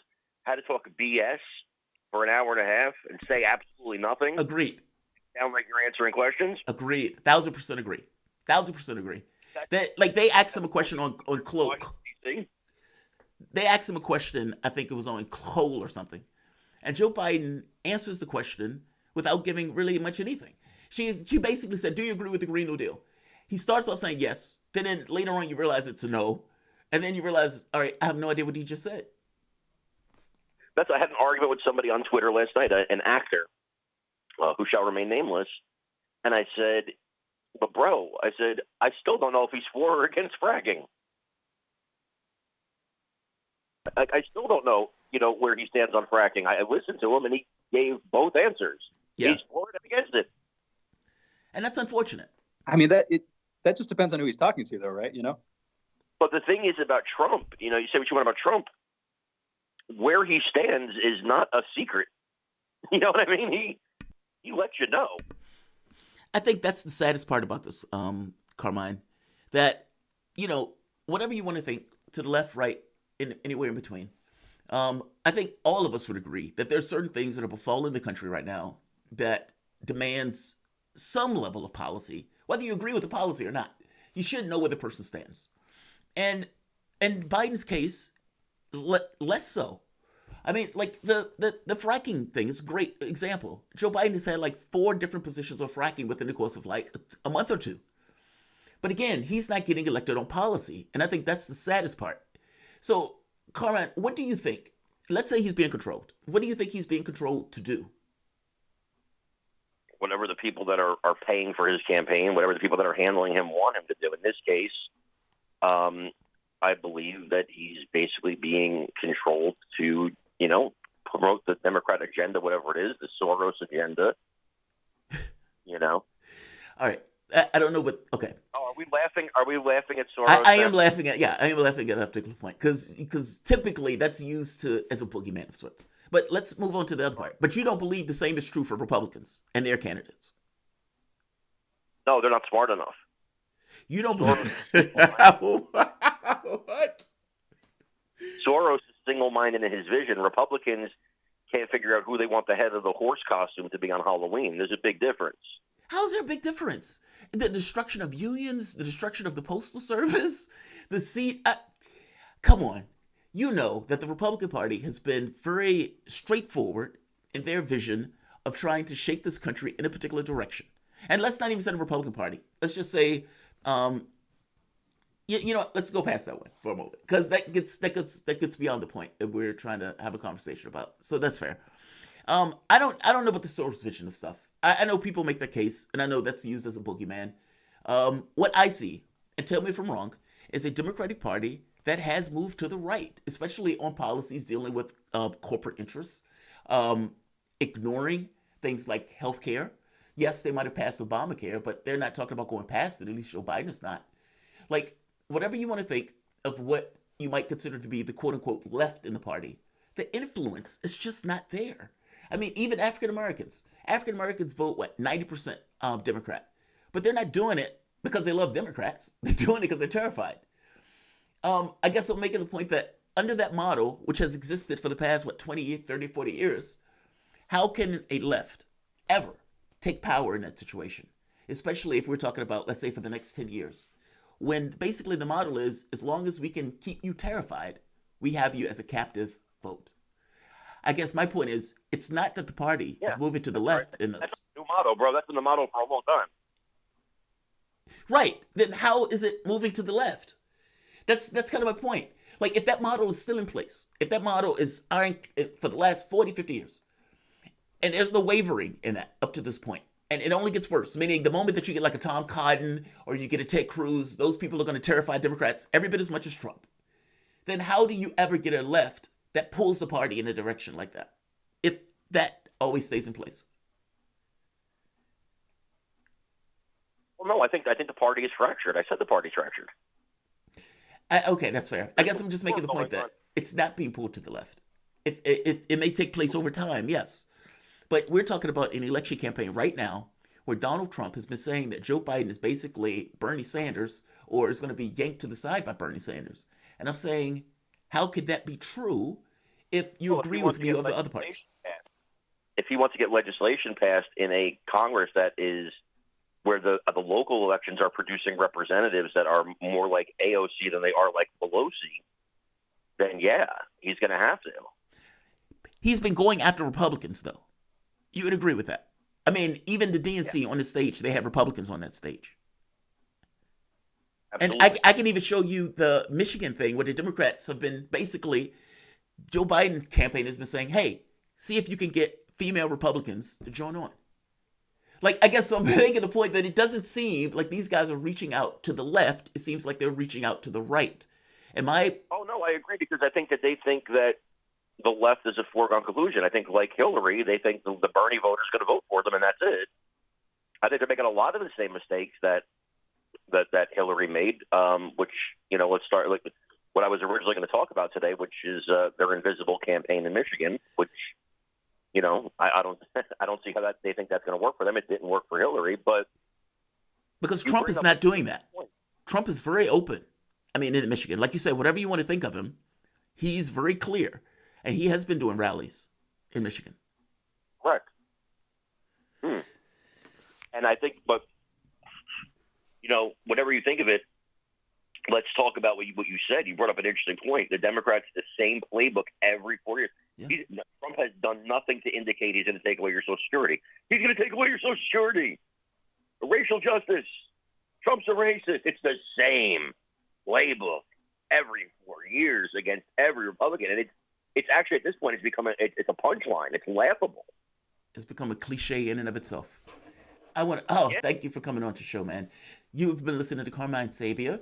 You can follow Carmine on Twitter at Carmine Sabia and watch Carmine Sabia's show by going on to SabiaReport.com. He is writer and editor at large at SabiaReport.com. Thanks for coming on. You guys are listening to Fault Lines with Thomas and Stranahan. We will be back in a moment. Fault Lines. So, Sean, what do you want to talk about today?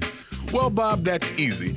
I want to talk about the need to stop the development of self-driving cars. Again, Sean, you're driving me nuts. I think the self-driving car thing's already out of the gate. No. It's never too late. See, now the leading experts in the field, just pick one, whichever one, leading experts have repeatedly warned us about the dangers of artificial intelligence. Still getting Dr. Bill? To stop the robots by any means necessary. I see what you did there. Yep. Tune into our show By Any Means Necessary daily from 2 to 4 p.m. Eastern Time on Radio Sputnik. And don't forget to call in at 3:20 p.m. to our studio number 202-521-1320. And if you miss us live, check us out on SputnikNews.com, Spreaker, iTunes, iHeartRadio, Spotify, or wherever you listen to podcasts to stay up to date on the latest political, social, and economic movements shaping the world around us.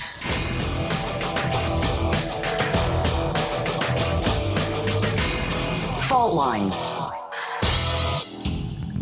And we're back. You're listening to Fault Lines with Jamarl Thomas and Shane Stranahan. I'm going to give a quick breaking news update before we get to our guest, Dr. Bill Honigman. We're doing headlines again in about 15 minutes, by the way, so chime in. Come in again then. We'll be talking about this then too. But TikTok, Trump is saying that on this Sunday, that's the 20th of September, TikTok will no longer be available on American app stores, basically no longer available to be downloaded by Americans. That's a big move. That is that next domino falling in this chain of events. We'll have more on this later. But right now we have Dr. Bill Honigman with us. Not yet. Healthcare activist and a retired emergency room doctor. We're still getting him on, I suppose. Oh man, yeah. The TikTok thing is big. We'll see where that goes. This comes after a couple of deadlines. I couldn't tell at first if it was going to be like midweek on the 15th earlier this week, or if it was going to be the 20th, which is this Sunday. There were two executive orders and then a statement by Trump. There's also another deadline in early November. I am still confused on that. That may be my fault, but it also could be the fault of the administration. It's confusing to have multiple deadlines released. But again, I'm missing something there. Regardless, just interesting, man. What's your take on that, Jamarl? If you're looking at the world as a chessboard, say for the moment your focus on it is kind of this overarching thing of, all right, here's our planet. You have a certain amount of resources. You have a certain amount of capability that you have at your disposal, be it military, be it media and everything else. And you think to yourself, what are our threats? Now, the U.S. has taken a policy that we would not have another country to the tune of the Soviet Union, meaning a secondary existential threat that could potentially pose a threat to us in that way, which immediately should give you this perspective that you're always going to be on the lookout for other countries that may grow and expand in their size. And if you're on the lookout for those, what do you do when you see them? Now, in China's case, China has developed, it's 1.3 billion people, and their technology and capability are growing and everything else. We look at them as a threat, be it militaristic or, for that matter, we acknowledge or understand that a country that has that amount of people has that amount of potential to expand, meaning from the standpoint of military, or from the standpoint, even if it's just economic, that power comes along with it. And it is the choice of this country to say no further. Unfortunately, that is going to lead to bad ends. Because the country making the choice of saying no further has nothing to do with the reality of it, that they have every right to expand, just like any other country would have any right to expand. But unfortunately, rights are fought for, and whether it has a right to expand or not is probably going to come at the barrel of a gun. And that is unfortunate. So I guess my point is, whether you're dealing with Democrats or whether you're dealing with Republicans, they've made the choice that China is an issue. Obama was going to use the Trans-Pacific Partnership as a way of trying to cobble together all of these economic countries that blockade China and Russia in that case. And Trump has done similar things in more belligerent terms of just blunt force, direct confrontation. You were going to get it one way or the other. And for better or for worse, Trump's way is doing stuff like this kind of just overt banning of TikTok. Now, what if China does the same thing in their country? I don't know what company they could ban in that way. This is a tit for tat. And unfortunately, this tit for tat, especially if neither party in the tit for tat believes that they should stop or believes that the other one is the stronger party, it escalates. That's what I think we're seeing. I think this is just the continued escalation between these two countries in the way that the United States is trying to cow China. Yeah. So, yes, you're right. This is one of those boundary lines where an emerging, I'm going to put it in these blunt evolutionary terms again, an emerging organism, been around for a long time, but it's coming again to the forefront internationally. China, in this case, is contesting the current, semi-dominant organism that's, been in charge of world politics for approximately 70 years at this point, a little bit longer than that, arguably, but call it 70 years since 1950, after World War II decisively ended. And there was the post-World War II, economic recovery phase and geopolitical encroachment phase that the United States was the steward of. That's that factor. But historically, you're talking about, there's something that caught my mind that I want to respond to in the earlier stage of what you were saying. You're talking about how the United States cannot tolerate any adversary, any contest, basically. That is true. You can see that. I mean, that's probably, it was heralded most clearly. I think it was in 1989 that Fukuyama published his essay, The End of History. Again, United States as the standard bearer for this international wave of liberal democracy. There's something narcissistic about that. And I say that as somebody who's more closely aligned with liberal democracy than any other political philosophy. There's something uniquely narcissistic and imperial about assuming that your political order is the last political order, that anybody else in the future will be doomed to either imitate you or be weaker than you. That's sort of the essential assumption there. I don't want to make too much out of that, but that does seem like the kind of thing that empires do throughout history. Yes, they get a bit too big for their britches. I'll put it like Dr. Bill on this job, radio host. My best job so far, making more money, doing more interesting stuff. Arguably the second coolest job. I've had another cool job before, but this is a very cool job. It would be weird for me to suddenly assume that I am the most powerful person in the universe. Like, just because I went through a wave of upward momentum or whatever, it could fade. I could die. People I love could die. It could all end today, not just tomorrow. It could end any second. There's nothing inevitable about it. But what seems to have happened is that the U.S. bureaucracy has convinced itself that it is inevitably the world superpower that it should be ideologically. I think that's falling apart. Anyway, we've got our guest. I don't mean to dilly-dally or belabor my point. Dr. Bill Honigman, retired emergency room doctor and progressive healthcare activist. Thank you for joining us. How are you doing this morning? Hey, doing okay. How are you? Good. Great to have you. First of all, I hear you're in California. I actually just left California yesterday. Fires still going crazy. I was in SoCal. The fires smoke had lightened up from the fires at the very least. Where are you and how are you doing with the fires, Dr. Bill? Well, thanks for asking. That's so kind of you. I'm doing fine. I have no immediate fire threat, but we all feel, nervous, like animals, that are caged in with some kind of threat around them. So, it's tough to deal with, when you're in the middle of it. But it just is a total eye opener and nose opener.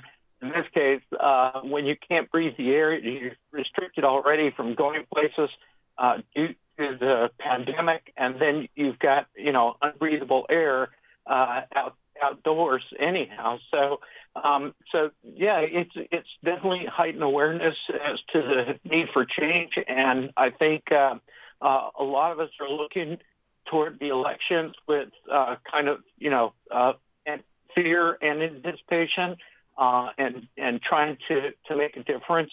We're in among the progressive circles, and especially those of us who believe in working both inside and outside of the current political system. We're looking at the stark reality that Donald Trump has been a disaster for this country. Every day you wake up to more bad news from Donald Trump, and so I'm holding my nose to vote for Joe Biden, but this is a general election, and Dr. Bill, I understand the holding the nose and voting for Joe Biden. That's fair. He's gone. Okay. So Dr. Bill basically said he was holding his nose and voting for Joe Biden. Now I understand that. And I'm not a vote shamer. So I'm not one of those people who go after people for doing X or Y. However, when I make my point about, there's not a political solution to your problem, I think part and parcel to it is because people are indeed holding their nose and voting for Joe Biden. Meaning, I don't think those things are not dissimilar. I think those things are intrinsically linked to one another. What do you think, Shane? I mean, and you understand why I say that, right? I say that because if you are begging somebody to take the office, to get rid of the boogeyman, then you are begging somebody to do that. That's not coming from a position of strength. Politics is not about giving away anything. It's all about leverage and what you have at your disposal to try to get something else. And if you're going at this from the standpoint of, please, I beseech you, sir, get the bad man out of office, then what is the guy who you're begging going to do? And if that guy is not up to the challenge, considering everything else that's around you, and should you be in that position? Meaning, should it be up for you begging the guy to take office? Or should it be for him to come in and get your vote? And the inversion of that process is the difference between a representative government and one that is not. So I appreciate Bill's take on it. Shane, what's your take? You're not, this is, you're off kilter with a lot of this stuff in the way, I think. I could be wrong. But how do you view that? I mean, through any lens you want to look at it. Two takes here. One thing, when you're holding the nose, you can't smell what they're cooking in the kitchen. In this case, what they're cooking does not smell good. And it's true. If the other side of this is, it's not just mechanically, yes, if you don't vote for, if you vote for Joe Biden, you're also voting for the party, you're opposing the party. If you don't vote for Joe Biden, you're boycotting that party, but you're sort of losing your chance to make a marginal call in this election cycle. The other side of it, that's one side of it. The other side of it is that if you go in and vote for Biden, then there's this weird way in which, both in the short term and the long run, you have to ignore, you have to briefly address rhetorically, and then pivot away from all of the negative, nasty stuff that Joe Biden or whoever it is that you're choosing to vote for while you're holding your nose. You have to ignore all that stuff. And I'm just worried psychologically in terms of, like, we live in a society, we often talk about polarization, how polarized our society is. I often am sad about that on the air publicly. Another side of this is, part of what leads to the polarization is constantly misunderstanding each other, and taking bad faith interpretations. But if you can't summarize, here's where I'm going with this. If you don't have a clear grasp on the good and the bad of the candidate that you're supporting and the candidate that you're opposing, then by definition, like the evidence, the armaments, everything that you're bringing into the conversations that you would be having in public, in society, that lead to this polarization, it's all going to be a lot more naive and skewed and corrupted on that deep level. That's comment one. Comment two, and it's a lot more brief. You're talking about vote shaming. I'm sad, man. I was, for about the first time, I was just about to vote shame Dr. Bill. I was about to ask him, Were you? You're making me really sad. Were you? I was. And I'm not used to doing that. And I wanted to know what that was like. But apparently California has some serious cell problems right now, I'm guessing, related to No, I don't want to vote shame anybody. Tomorrow. I don't want to vote shame anybody. I just make the very basic point that in your political space, you're irrelevant. And that needs to be internalized. And I don't mean just lefties. I mean the public. Irrelevant. The avenues to which you do your politics. The left and the right skew that you have with Democrats and Republicans, or let's say to the right or further the right skew. If you have no avenue to get what you want politically, then what does it mean for you as a society? And is that indeed a representative government? You guys are listening to Fault Lines with Thomas and Stranahan. We will be back in a moment for headlines. Back in a moment.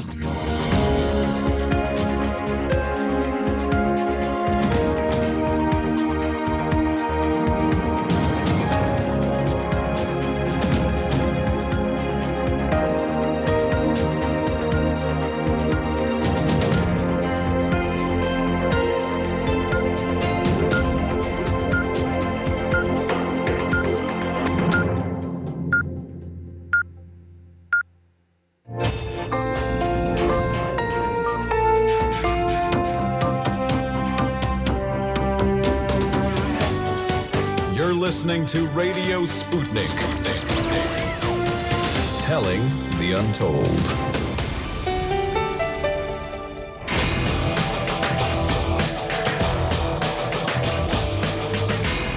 Fault lines. And we're back live, coming to you from across the divided states of America, just a very small portion of the United States of America. On the politically independent side of things, I am your investigative political analyst, Shane Stranahan.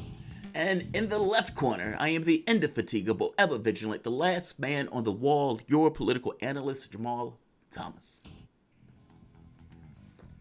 And together, we are Fault Lines with Thomas and Stranahan. All right, and in the news, as we do every morning 3 times, once at 7, once at 8, once at 9 a.m. Eastern, top of the hour, every hour we're live, we bring you the news, the headlines. In this case, let's get into them. Top story today, China's public television system has had as its top news yesterday a 5,000-word letter. This is a big change in the CCP's economic system, broadly, as far as I can tell. Xi Jinping announced a plan for increased state integration with and control over private business, the private sector in the Chinese state. In the letter titled Opinion on Strengthening the United Front Work of the Private Economy in the New Era, quote unquote, the Chinese Communist Party introduced over 100 new measures. This follows a change of orientation at the 18th National Congress that was held earlier this year in May. A few highlights from the letter. I'll give you 2 ones. These are my big highlights. Communication channels will be set up between private business and the party, and all private firms will need a certain number of CCP-registered employees. This was already a long-term practice in large private firms, but not in smaller ones. What this means, as far as I can tell, is that every company is going to have a certain number of CCP functionaries, a certain number of party members, and those party members and the businesses in general are supposed to communicate goings-on to the national party. So again, just a great degree of integration there going on between the socialized aspect of China's economy and the more capitalistic aspect of that economy. This also comes in, I'll throw this out this morning as breaking news.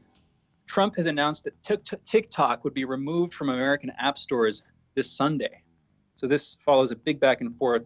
Oracle right now remains the only effective player in terms of bringing TikTok back into American markets. Microsoft was also in talks. They were recently pushed out, however. If Oracle picks up TikTok, they would not be buying it outright, but they would need to do so because Trump, again, has consistently said TikTok under Chinese control is not allowed in American markets. Again, this Sunday is the apparent deadline for that. That's coming out today, just a couple days before it. Interesting to see that shock. I wonder how it'll affect a number of different things, including the economy. Next headline, in celebration of Constitution Day, yesterday President Trump gave a speech at the National Archives in which he assaulted what he called, quote, twisted lies, end quote, about America, going after critical race theory, a perceived left-wing bias in the education system, and the author, Howard Zinn. He called the New York Times 1619 Project an ideological poison, which will dissolve the cultural bonds of the United States. That project, by the way, the 1619 Project, is a New York Times cultural project to place the efforts of Black Americans and the legacy of slavery at the center of the United States national narrative. During the speech he gave yesterday, Trump announced that he would introduce an alternative 1776 commission. You can see the parallel there, 1619 Project, 1776 Commission. This will be coming in an upcoming executive order, which would be aimed at promoting, quote unquote, patriotic education in America's schools. This morning, actually coming out yesterday, the chief judge of the U.S. District Court for the Eastern District of Washington, that's Washington State, by the way, not Washington, D.C., has ruled to halt changes to the USPS that have slowed down mail delivery during the pandemic. Calling the changes made in recent months a politically motivated attack on the efficiency of the Postal Service, Judge Stanley Bastian issued a nationwide preliminary injunction sought by 14 states that suit the Trump administration and the USPS. In this injunction, Judge Bastian ordered the Postal Service to stop implementing the leave behind policy, to treat all election mail as first-class mail rather than as slower-moving categories, to reinstall any mail processing machines needed to ensure the prompt handling of election mail, and to inform its employees about the requirements of his injunction. In COVID news, global cases of COVID-19 passed 30 million yesterday. In the States, an internal memo from FEMA indicates that the current national trend in new cases is only slightly down, while the trend in new deaths is way up. There were 261,000 about cases of COVID-19 confirmed in the United States during a week-long period from September 9th through 15th, a 0.7% decrease from the previous week. Meanwhile, 5,906 coronavirus-related deaths were recorded during that same period. That is a 16.6% increase, much larger than the decrease in new cases. The national positivity rate for COVID-19 currently stands at 4.4%. That's a 0.1% decrease over the past week, according to that memo. Texas is now allowing some businesses to expand occupancy as the coronavirus pandemic wears on. In regions where hospitalizations related to COVID-19 are low enough, more businesses that had previously been allowed to reopen at 50% capacity will now be allowed to increase to 75% capacity. This is beginning Monday. It includes all retail stores, all restaurants, all office buildings, all manufacturing, all museums and libraries, and all gyms. That is according to Governor Greg Abbott. In Iranian news, the U.S. yesterday introduced new sanctions against Iran, sanctioning 45 Iranian individuals and 2 organizations. On Wednesday, the U.S. Special Envoy for Iran, Elliot Abrams, said that the U.S. plans to impose sanctions on those who violate the UN arms embargo on Iran. Also said that UN sanctions on Iran will come back into place this weekend at 8 p.m. Eastern Time on Saturday. That sets the U.S. up for a major clash with the UN Security Council. The UN has said that the U.S. lost the right to unilaterally impose sanctions after withdrawing from the deal. That's the JCPOA. And the U.S. has said that the JCPOA's Resolution 2231 still provides for that right, since in the State Department's opinion, Iran did not comply with that agreement. Internationally, members of the European Parliament voted yesterday to introduce new sanctions against Russia and the Belarusian President Alexander Lukashenko. Russian Foreign Ministry Maria Zakharova said that she hopes that the EU will stop preemptively asserting the Russian state's guilt in the alleged poisoning of Russian political opposition figure Alexei Navalny. She also slammed the European Union for planning to name a new sanctions regime against Russia after Alexei Navalny. In Bolivia, interim President Janine Áñez said that she will not be running in Bolivia's upcoming election on October 18th. And over in England, the Bank of England is considering sub-zero interest rates for the first time in its 326-year history. I'm going to close headlines with that. You're listening to Fault Lines with Thomas and Stranahan. And we're back. We're also taking calls, by the way. Didn't really have time for calls last hour, but we do this hour. 202-521-1320 is the number to call. Jamarl, take it away for a second. I'm going to be honest. I am out of breath. No, you're fine. You're fine. So please, let me breathe. It was something that you said about the story in China that tipped off something else that I remember. China has an anti-poverty drive taking place where supposedly they're trying to get rid of all absolute poverty in the country by the end of 2020. That is phenomenal. Keep in mind, that country is 1.3 billion people. United States is 320 million on a good day. And so when you try to think of, okay, absolute poverty, and you think of some of the regions, the offbeat regions that are not necessarily, that are connected to, let's say, major cities and whatnot, that is a Herculean effort. And so I wonder if this piece right here, top news story, China Public Television, 5,000-word, head of Chinese government Xi Jinping announced a plan to increase state integration with control over private business. I wonder if that's where that's coming from. It's hard to know because we don't necessarily have anybody from there here to talk to, at the very least, not at this moment. But the anti-poverty drive is phenomenal. We could do that here. That's an issue of political will. We could do that here. But again, political will is kind of the end-all be-all for basically everything, right? I mean, all of this stuff is conceptual. None of it is ultimately real. We, as a society or as individuals, choose what we want to focus on and what we don't focus on. And poverty, I get on here and I talk about poverty a lot.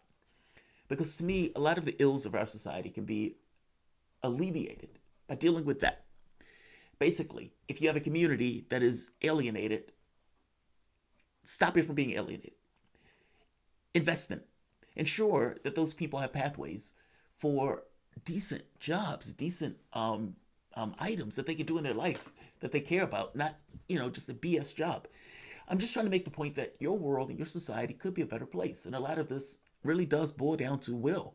From a technological standpoint, the technology is there. The ability to use the technology is there. For God's sakes, if we can go to the moon, I'm pretty sure we can do a lot of the social things that we need to pull off. And yet, that's where it ends up.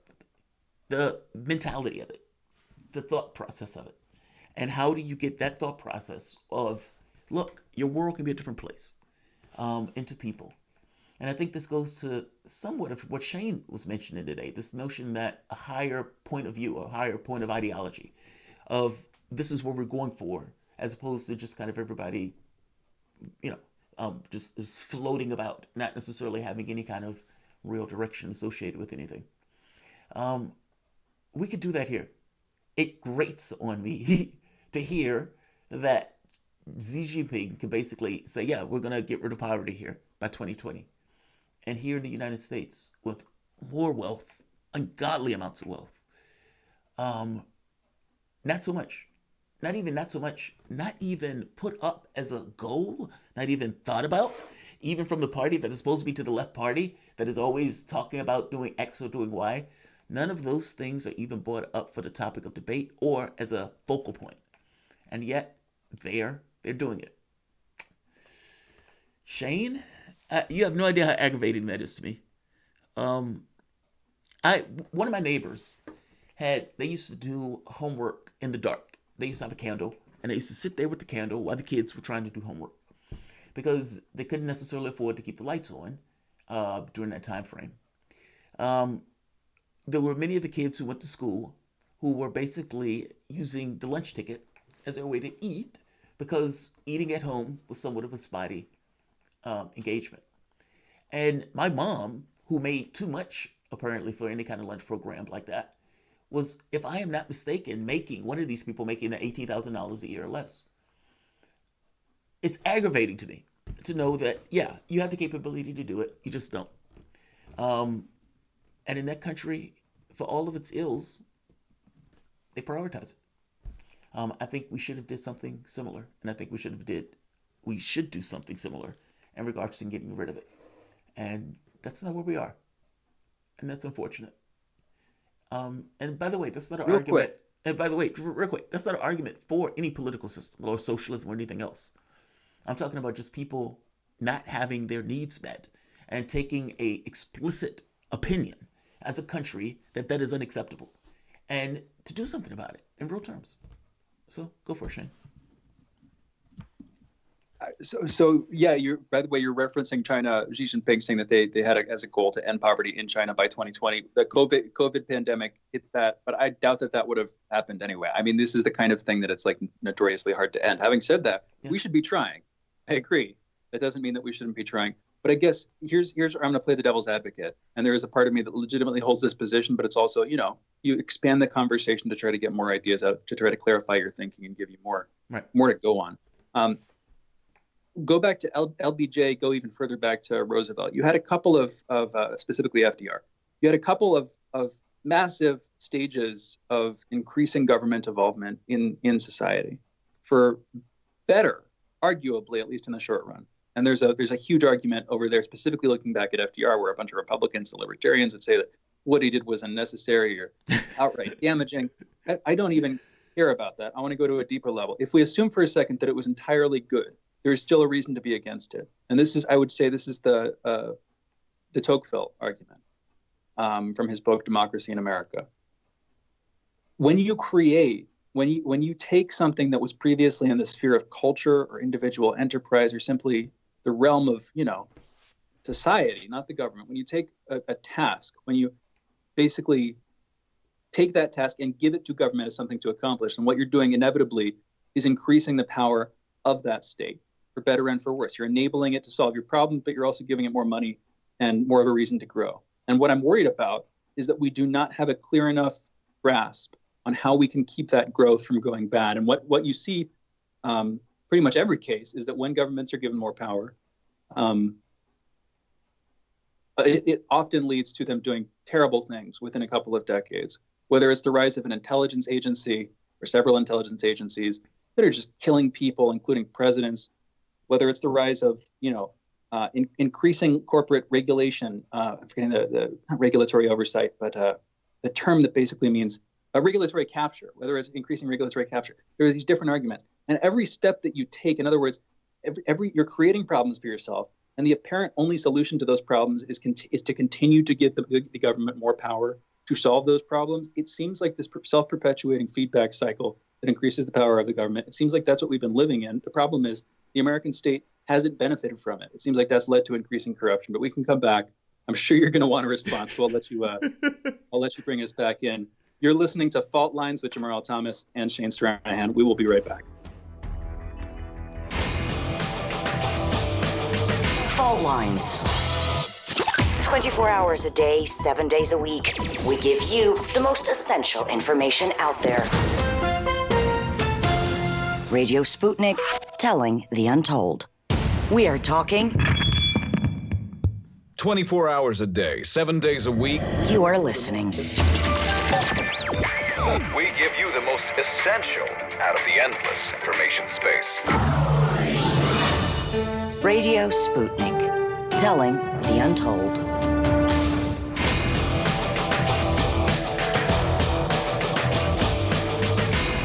Fault Lines. Welcome back to Fault Lines. My name is Jamarl Thomas.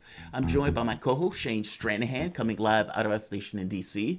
If you guys live in the area, you can catch us on radio at 105.5 FM and 1390 AM. We're also in Kansas City at 102.9 FM and 104.7 FM.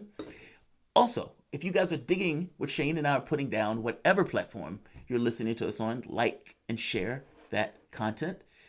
If you're joining, or if you would like to join the conversation, you can give us a chat, a tweet, and of course, a call, 202-521-1320. That is 202-521-1320. Your engagement makes the show what it is, and we appreciate you for engaging. So I hear you, Shane, that even if it's a good, you shouldn't do it. No, I think if it's a good, you should do it. And I think there's a far cry from Social Security, which saved and dragged millions out of poverty, and going and destroying another government through active war. I think those things are far cries from one another. I don't think, yes, you're giving power to an institution to do good. That's its mandate. That's its only job. Now, you can have other people that come in and torture it and turn it into something that's not good, fair enough. But let's just be very clear, the mandate in and of itself was for it to do good. The argument about power, by the way, is an argument against government in its entirety, almost. Basically, if you're going to say that giving a government anything, meaning giving it just the very existence in and of itself, gives it power to accrue other powers. Like, where does that stop? My point is, you don't have an exit point. Reality doesn't give you easy outs. You basically always have systems of balance. And your government, your society decides what it is. Ideally, it decides. But let's just be very clear. There is no right, wrong, providing there's some level of consistency in the way that you organize it. Your society just chooses. You don't have a God saying this is the right way to do it. Your society is the only thing that it has to make that distinction about what it considers to be right or wrong in your organization. And its priorities. So my head, in my point of view, none of it is real. What I want is for people to be able to get health care or not have poverty or not have X or Y. And if the way of doing that is organizing to create institutions to deal with those things, I have zero issue with it. I mean, you can say that's an ideological position, fair enough, but anywhere you are is where you're at. Ideology, there's no way out of it. In my standpoint, I want people to be taken care of. Now, whether that's them being able to take care of themselves in a very specific thing, whether it's them coming together saying, hey, we think it's easier and better to do this together as a collective. I am perfectly okay with that either, because there's no wrong in that. So I mean, what am I saying something that's wrong here? I mean, do you do you disagree with that point? I'll just, there are like three different areas that I could push back. Real quick though, we're taking calls 202-521-1320, and if you call in and we see your name, I swear on my life, I will try to cut the conversation short because I want to hear what you're saying, not just what we're saying. That's definitely where I'm going. So 202-521-1320 is the number if you want to call us and join what we're talking about. Here's where I would go, Jamarl. I could focus on the ethics. You know, you say sometimes that there is no objective standard. I could push back on that in ways. You said that I could take the slippery slope argument where you were talking about how you want the government to care for people. And I would ask, where does that end? And how can we even tell what is care at a certain point if you have levers of power that are controlling, you know, not just what we get, but also what we want? Right. There's an argument to be made there too. But actually, it was one of the last things that you said that I think is maybe the most personal and the most interesting.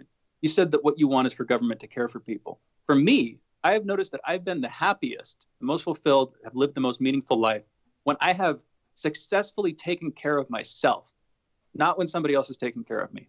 My life has gotten more meaningful, more independent, more interesting, more resilient, more creative, more rich, more beautiful, etc. I could keep using beautiful words as I've gotten more independent. Now that has come with trials, and I've failed in some ways, and you've had to get, you know, I've fallen down. You have to keep getting up a couple of times until you work it out.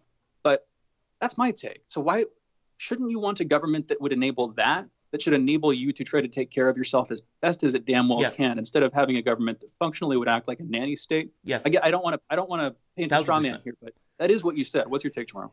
Well, I mean, it is somewhat of a straw man, right? I mean, I trend towards the libertarian side of the left on this stuff.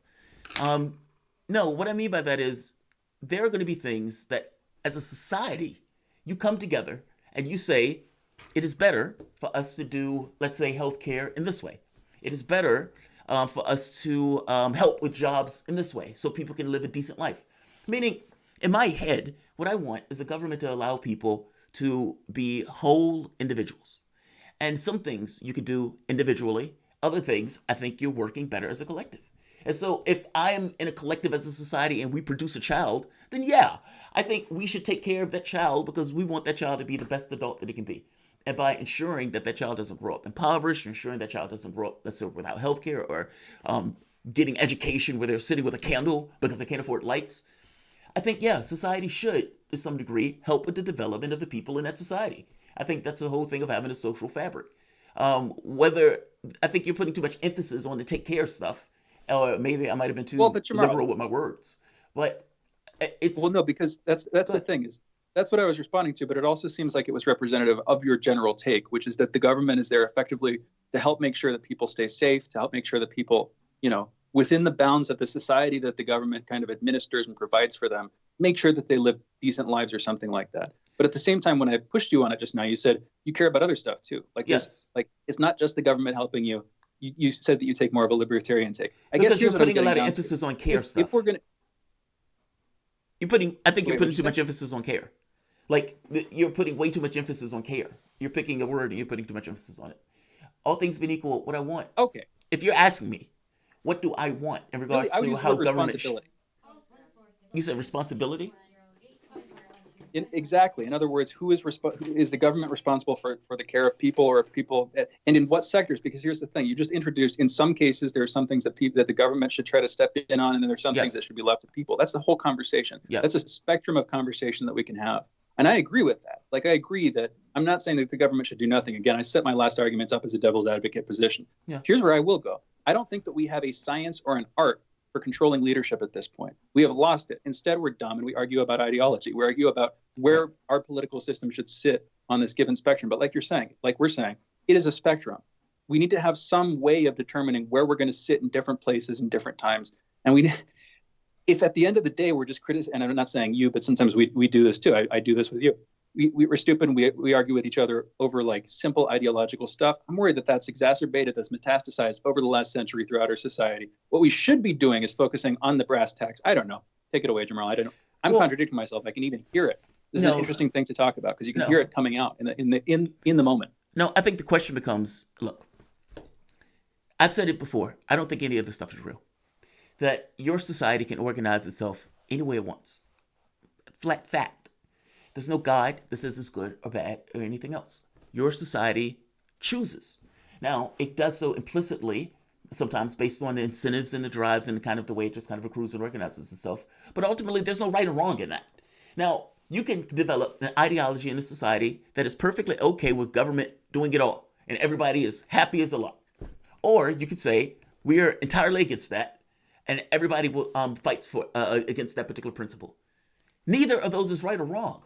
I hope you understand what I mean, Shane. I don't take any position on this of right or wrong. My only position is that if you indeed have an accruing thing that you consider to be a government or a state, does it have certain responsibilities?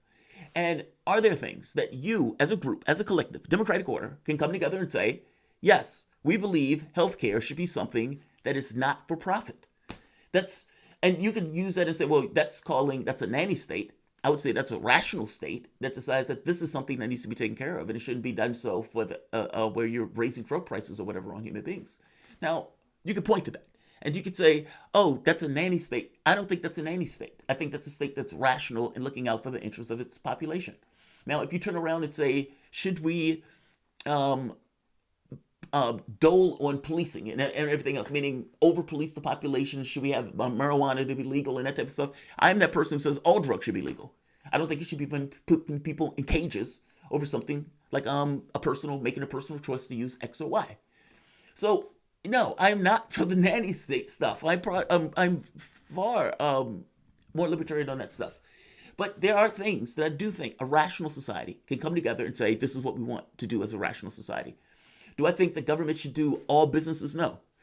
There should be some things that left up to enterprise, because I do think it's difficult. It's like, should the government create a car?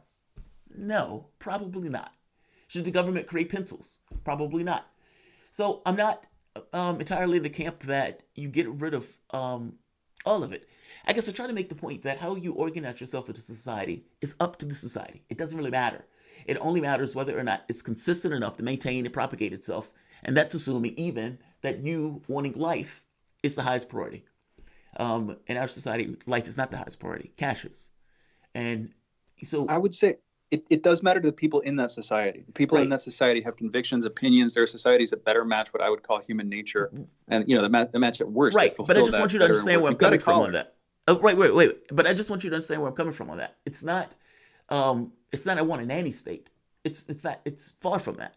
It's just that I do think that there's some aspects of society, if you indeed have a society, that should be vital, and that society should care about and put almost in a bubble of sorts in order to maintain its own grip. Postal service being one of those things, healthcare being one of those things, energy and power, one of those things. But that doesn't necessarily mean I have this perspective that everything should be done that way. I don't have that thought at all. It's the opposite. I hear you. No, again, I was taking the devil's advocate position. It's also just trying to bring different positions in and trying to, I don't know, you know what I mean, playing with perspectives. I think in the long run, it's like you're pushing back in some sense on this idea of moral truth, the idea of moral truth. I think there are moral truths. I think it's just emergent from humans. I think that it comes out of us. I don't know. This is a whole modern thing. You were talking about rights earlier. There's this contest between rights and obligations. There's also this idea, where do rights come from? You said they have to be fought for, but do they? Or do they emerge simply from this latent potential? I don't know. It's mystical. I get it. No. That's not mystical. I used to think that too. That's not mystical. If you have something that you were born with, I don't know. Let's say you found you were born with a golden chalice, and you say, this is mine. I have a right to have this because I was born with this. And someone else comes along and says, nah, I don't think you have the right to have that. Now, you might be aghast by it. You might be outraged by it. You can come up with all these philosophical reasons on why that person is wrong. But at the end of the day, if they take it from you and you don't have the ability to fight back, then they take it from you. The rights, in this case, the real world brass tacks rights, are fought for. I mean, even in our interactions with one another, like the notion of the idea of conquest and the ability to be able to take all those things. Yes, you can come up with rationales and reasons for it, but at the end of the day, it all boils down to, unfortunately, force. I mean, tell me I'm wrong. I mean, give me the moral truth. I've come from the opposite direction. I used to think it was just force. Now I think that there's something more to it. Go for it. And that's almost a spiritual conversation, and maybe therefore it's subjective, and you're not going to listen to me. But I think I want to hear it. I want to hear it about it. I might get across, but we don't have enough time. Okay, fair enough. We only have so much live. We only have so much radio show too. David, calling in from Texas. I'm going to give you about 30 seconds, 40 seconds. I'm sorry about the delay here. And just a quick note. Usually you bring your German brother on. Thank you for bringing your German brother onto the show. You usually call in to talk about Syria, Israel's weapons program. What are you calling in today about, David? We just want to be a little bit lighthearted today. We just got a boxing analogy for the upcoming presidential debates. Me and Hans do, and for Biden and Trump, it's really, if you put it in a fight context, it looks like a pretty easy fight for Trump.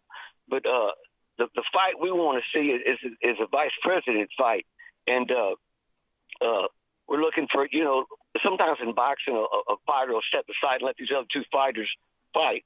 So we're looking at Trump, like Pence to step aside, and we want Nikki Haley to step in there. So Hans, you tell him what's going to happen. Jawohl, for the president, Biden and Trump is not the number one fight for the world. Jawohl, for the number one fight for the world is for the Harris and for the Haley. Jawohl. So for the president, we have the battle for the warmongers, and for the vice president, we have the battle for the whoremongers. Jawohl, Fort Lance. Okay.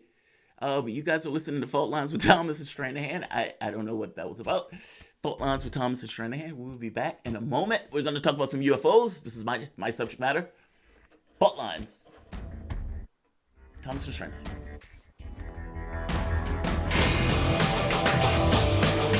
Fault lines. Tough questions are the most powerful weapon we have. As long as you have questions, we'll keep asking.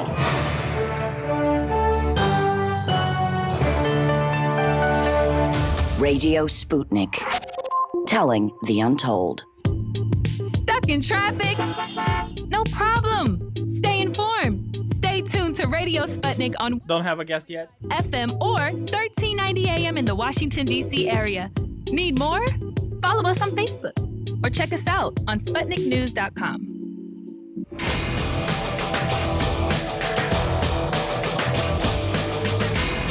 Fault lines. Welcome back to Fault Lines. My name is Jamarl Thomas. I'm joined by my co-host Shane Stranahan. We're coming to you out of Washington, D.C. If you're in the area, you can catch us on radio at 105.5 FM. Coming up, we're going to have Tom Whitmore. Now, Tom Whitmore is a former financial analyst and currently a senior board member of MUFON, Mutual UFO Network, a U.S.-based nonprofit organization composed of civilian volunteers who study reported UFO sightings. Now, this is one of the oldest and largest organizations of its kind, claiming more than 4,000 members worldwide. Now, I contacted Tom because this is a topic close to my heart. It's something that I am fascinated by. I don't quite understand why more people are not more fascinated by it. We're a ball hurling through space. That is the thing that's real. And just like we look up in the cosmos and ask, are we alone? Is there anything out there? And we send out probes and everything else. Why wouldn't something else do the same? Now, you think of the size of the universe. Amazon. Excellent. You think of the size of the universe, you think of all of those things, and you get to the point of saying, maybe there is something out there like us. And MUFON has been one of the earlier networks, basically, to record that information. Tom, welcome to the show. Thank you. I'm glad to be here. Absolutely. Thanks for having me. I was excited to bring you onto the show. Can you give us just a basic primer on what MUFON is before we go forward? MUFON is a 501c3 nonprofit organization. It was started around the time of 1969, 1970 by Walt Andrus and John Schuessler, John Schuessler is still involved with MUFON to this day. We have a volunteer organization of a number of field investigators, state section directors, and state directors that investigate UFO sightings and reports. We have a board of directors of 7 to 9 people, and we have an executive director and an office manager. We also have an operations officer and a chief investigator. Almost everyone involved in MUFON is a volunteer. I'm on the board myself, and I'm a volunteer. Excellent. We only have a couple of paid positions. So what we do is we receive sighting reports, and those reports are then assigned to investigators, and investigators then go in and interview the witnesses and file reports. Now, how, over the past year, let's say maybe 2 years, I've been fascinated by the speed at which this topic has gone from this slight giggle factor to, oh my God, this is serious. And you have Tom DeLonge, you have the videos that were released by the Pentagon, you have Luis Elizondo, you have the New York Times, CNN, Washington Post, you have all of these publications all of a sudden realizing this is real. And not just real, now real, but also real going back for 50, 60, 70 years or so. How has your life or your perspective of this been altered, changed? I mean, because you're in MUFON, you're in an organization that's been looking for this stuff for years, for decades. And now all of a sudden, in a very short span of time, you've had relevance and legitimacy almost endowed to the point where Congress is now going to have some kind of congressional hearing on the information that was basically being put out by government sources. Yes, and it's been a long road. In the 50s and 60s, and even part of the 70s, the mainstream media, and back then you had print media, they actually paid attention to UFO events. They paid attention to UFO sightings. And then in the 70s and 80s and 90s, there was some kind of blackout on UFO reporting in the mainstream media, and there was very little attention paid to it. Now, Tom DeLonge came along, and he, as you know, is a well-known rock star, and he's very popular. And he apparently was able to go through a couple of iterations with some top people, both in the military and in private industry. Yeah. And they came up with a plan to bring this UFO subject to the attention of the public. Now, it's my impression that Tom DeLonge and his organization, TTSA, that at least their initial target was the younger generation. And so Tom DeLonge is capable of appealing to that. Now, at the same time... Wait, Tom, real quick, I just want to ask you, this is Shane, thank you for joining us. You mentioned Tom DeLonge, co-founder of Blink-182, like you're saying, prominent rock star, Blink-182, massive band. Do you have any sense of why he got into it? Again, you're not him. He was just do you have interested. Any sense of what his commitment or involvement was? Yeah, he was just interested. It's hard to say because I know that he's been interested in the UFO subject for a long time. And some people that are interested in the subject, sometimes they make contacts through their own network of friends and associates, and occasionally people are approached. I don't know exactly how he came on to communication with alleged General McCaslin, who is alleged to have some very high-level relationships with the UFO subject, and and also this led to his interview at I believe at a major aerospace company. Yeah, he was interested in the subject, and he was able to ingratiate himself to various people in the political space, and they brought him in and gave him information on this stuff, and he was able to get the information out. I guess he's the one truly unpredictable. I just wouldn't have expected government agents, people coming out of the government. That makes sense. People come out of different places to blow whistles or speculate on things. It's just he's the one person who's truly apparently coming out of nowhere. It's phenomenally bizarre. I just thought I'd ask. Anyway, no, it is phenomenally bizarre. You're not the only one who says what. What is a rock star doing in the middle of this? But no, he associated himself with all sorts of government sources, and he came out. Is there any level of distrust because of that? I mean, for example, I've seen Luis Elizondo give speeches. Luis Elizondo was a person who's headed up the program ATIP. He's been giving interviews. He was on CNN at one point giving an interview. She said, "Do you think we're being visited?" He says, "Based on my scientific observation in this program, not just these videos, but multiple, the answer is yes." very clear, unequivocal. And so he is out there giving lectures and whatnot. Do you trust this? And understand why I'm asking this. Because the government basically has been cagey about the UFO stuff for decades. And now all of a sudden you have what seems to be a push to get this information out. I mean, Hillary Clinton had the book, the UFO book that she was famously seen with. You had Obama's person, I can't think of his name right now, it'll come to me, but basically saying the UFO subject was the one that I couldn't open the books, and that's, my greatest shame or something to that effect, or that's my greatest failure. So it seemed like that there is a push for this. And then you have the videos come out. You have the Pentagon legitimizing the videos, saying, yes, we put these videos out. These are from our stockpile.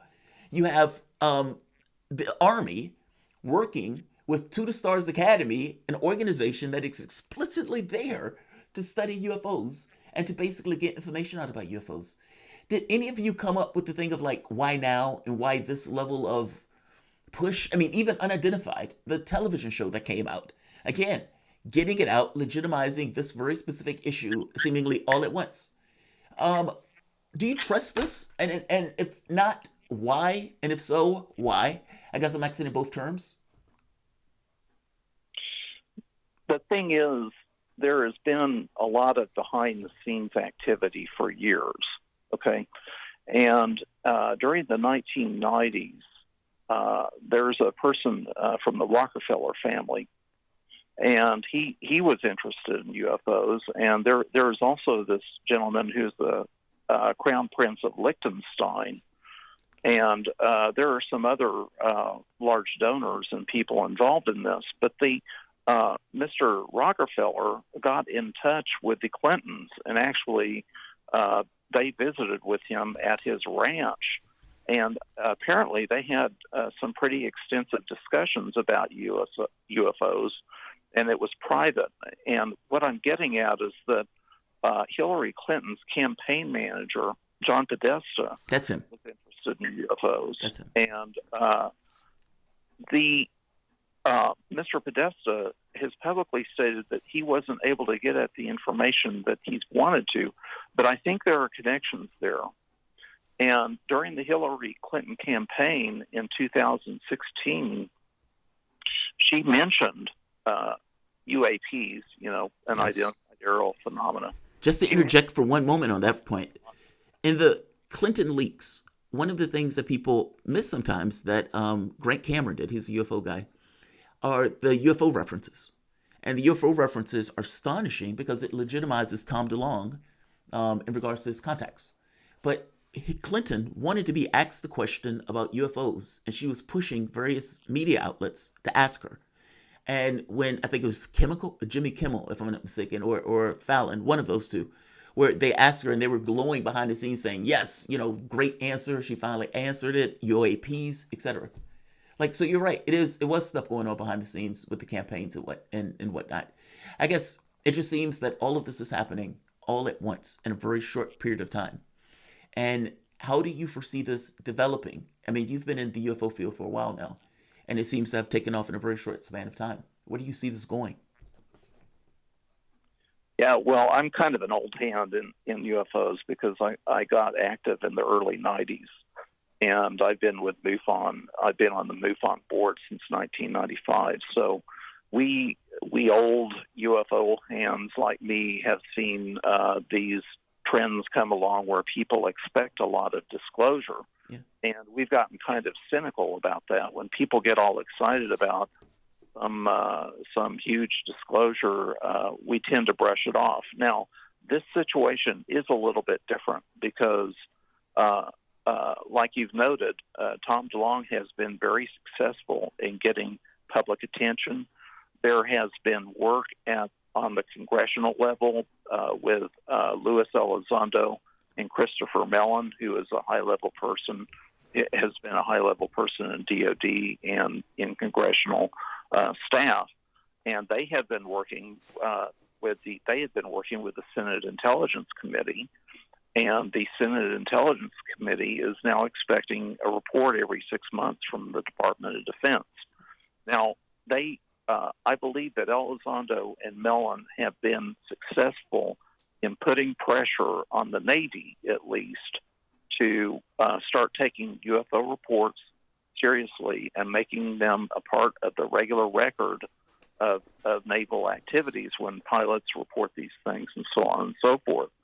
And because of that, there are some one or more DoD policies on UFOs, that are either being written now or have been written.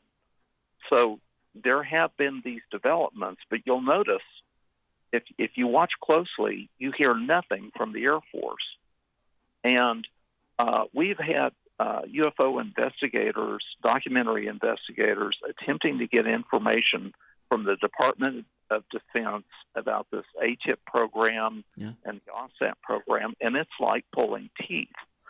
So I think what I'm trying to say is I think there is some progress being made in getting more information from the military side out to the public, but at the same time, they're having to drag this information out of them and put pressure behind the scenes. Let me ask you this. Do you think well, let's do this. Let's take a break, and we're going to come back. And I want to get into this notion of, do you think it's us? Because it's either us or it's not. There's no in between on that. You guys are listening to Fault Lines with Thomas and Stranahan. We're here with Tom Whitmore, former financial analyst, senior board member of MUFON. We'll be back in a moment.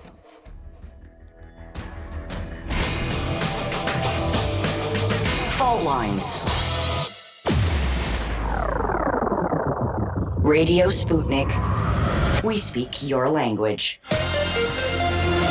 Find us at SputnikNews.com. What do we want? News, politics, and culture. When do we want it? Wait, we weren't finished. News, politics, and culture without the red and blue spin. Okay, so now when do you want it? Daily from noon to 2 p.m. Eastern Time. Okay, satisfied now? Never. Tune in to Political Misfits on 105.5 FM in Washington, D.C. and on 102.9 and 104.7 FM in Kansas City, Missouri. Daily for our analytical fix. No surrender.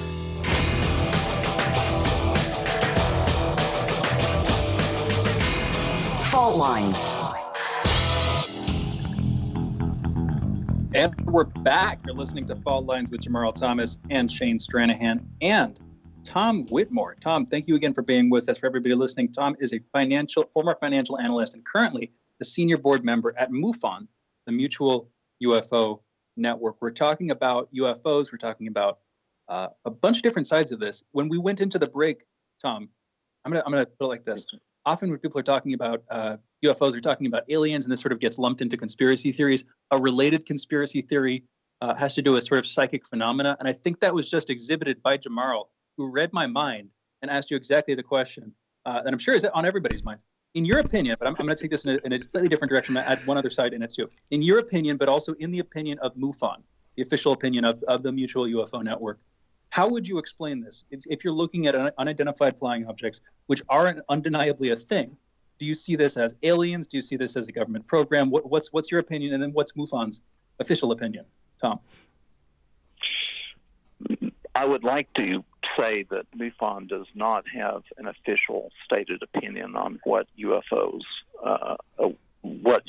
really are. Now, I will say that the general trend of thought with people that are in the UFO field, the general trend is to think that they're extraterrestrial in origin, but we don't have any proof of that, and we don't really even have any solid evidence of it.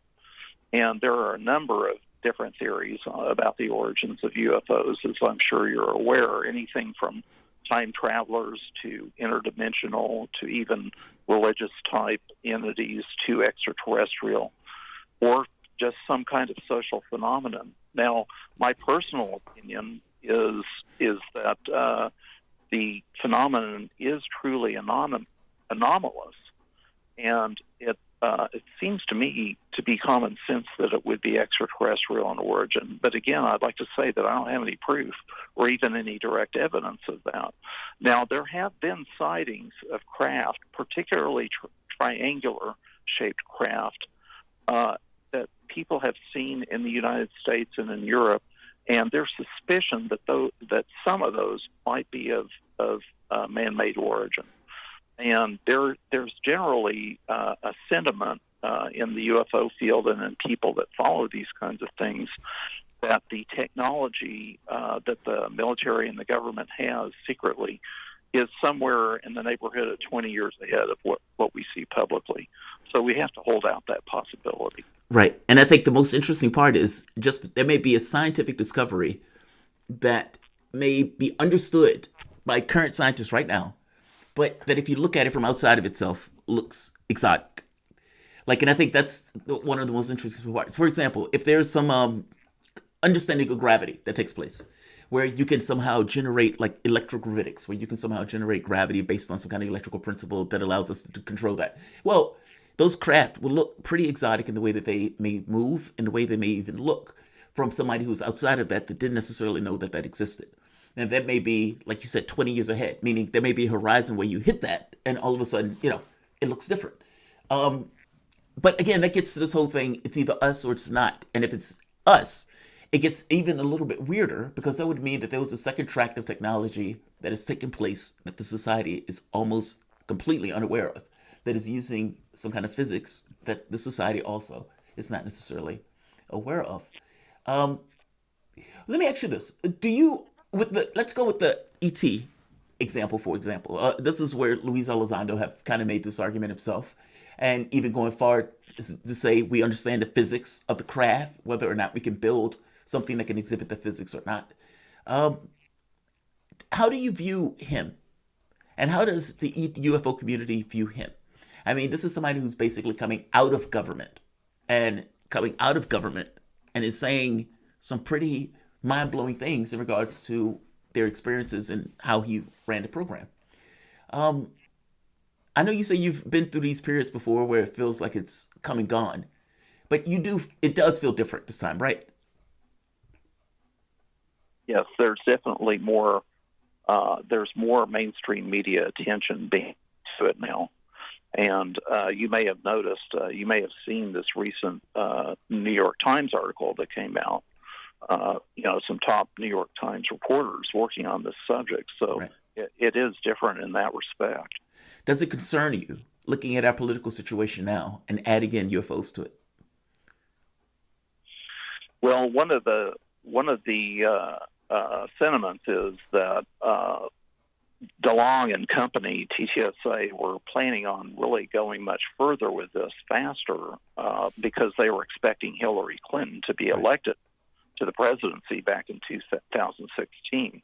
And that didn't happen. So that kind of threw a monkey wrench into their overall plan. And I think the perception from part of the UFO community is that TTSA has promised more than they've delivered. We have seen those 2 or 3 videos that they've come out with, and we've heard about their contract with the Army. And you're asking if I have any suspicions or concerns about them. I personally don't. And I think I can't really speak for the UFO community, but my perception is that generally the UFO community is trusting of TTSA, but there is a minority of people that are suspicious of TTSA.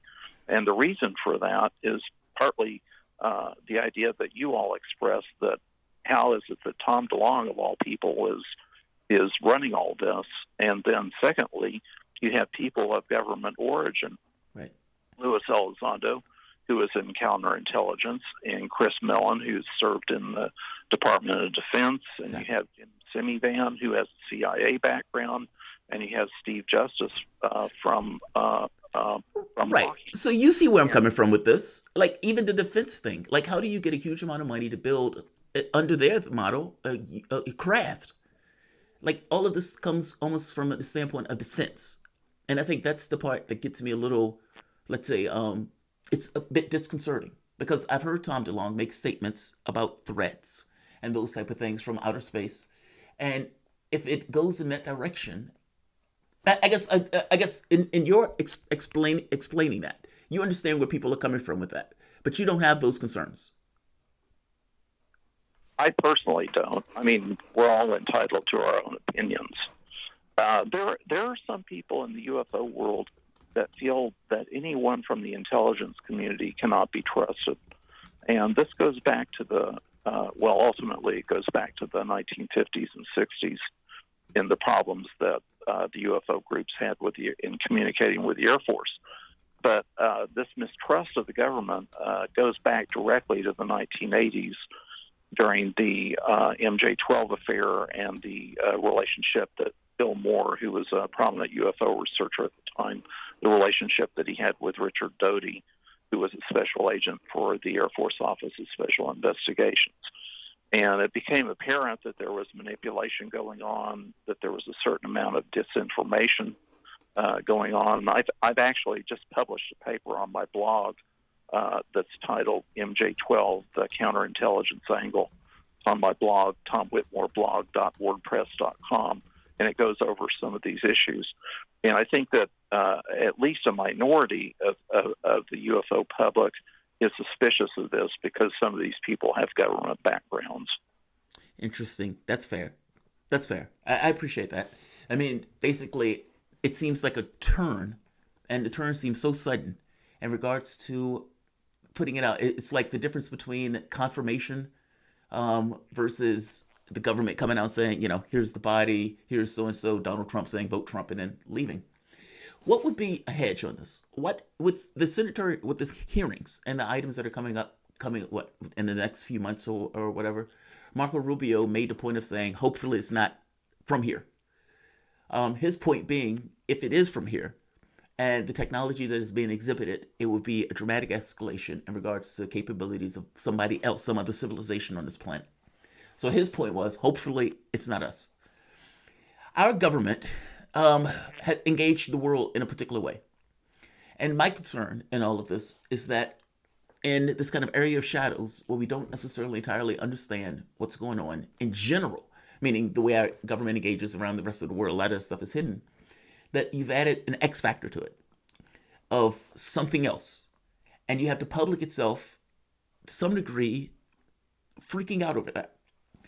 Do you think that was part of the reason that basically this was one of the subjects that was held off the table for the longest time? Because it's such an unpredictable factor, meaning either in how the public engages it, how the public responds to it, all of those things. And because all of those things are up for grabs, it was just better to just keep it off the subject matter. What changed? Well, there are a number. I'm sorry, go ahead. No. I was finishing. I was just saying, what changed? I mean, because if that's the case, if that was the reason why this was kept off the table, why is it now brought back with such force? Well, there are several things that have been going on. The Air Force was very much involved in the public side of communication on UFOs in the 1950s and 1960s. And the Air Force hated it. They had to field all of the public questions and concerns concerning UFOs, and they got out of the business in the late 60s through the Condon Report, which basically came to the conclusion that there was nothing to UFOs. And the Air Force has pretty much stayed out of the whole UFO question. And like I mentioned before, there was basically a news blackout on UFOs in the 70s, 80s, and 90s. Now what has changed? I'll say this. There are factions. Now, the Department of Defense is a very large organization, and there are factions in there. There is a faction, and Luis Elizondo has stated this himself, of high-level military people and intelligence people that believe that UFOs are demonic in origin and that we should have nothing to do with it. He's complained about that. But there apparently is a faction within the Department of Defense that feels that more information about what the government knows about UFOs should come out. And maybe that's part of what's going on. Wow, that's terrifying. Oh, Tom, that's so terrifying. Because that takes it to a religious element. Like, that's some phenomena that's being experienced. And they immediately jump to this religious angle of we should not want nothing to do with it. Tom, I want to really thank you for coming on to the show, man. I really appreciated this conversation. You guys have been listening to Tom Whitmore, former financial analyst and currently a senior board member of MUFON, a U.S.-based nonprofit organization composed of civilian volunteers who study reported UFO sightings. It is one of the oldest and largest organizations of its kind, claiming more than 4,000 members worldwide. Also, you guys have been listening to Fault Lines with Thomas and Stranahan. This is the end of the week.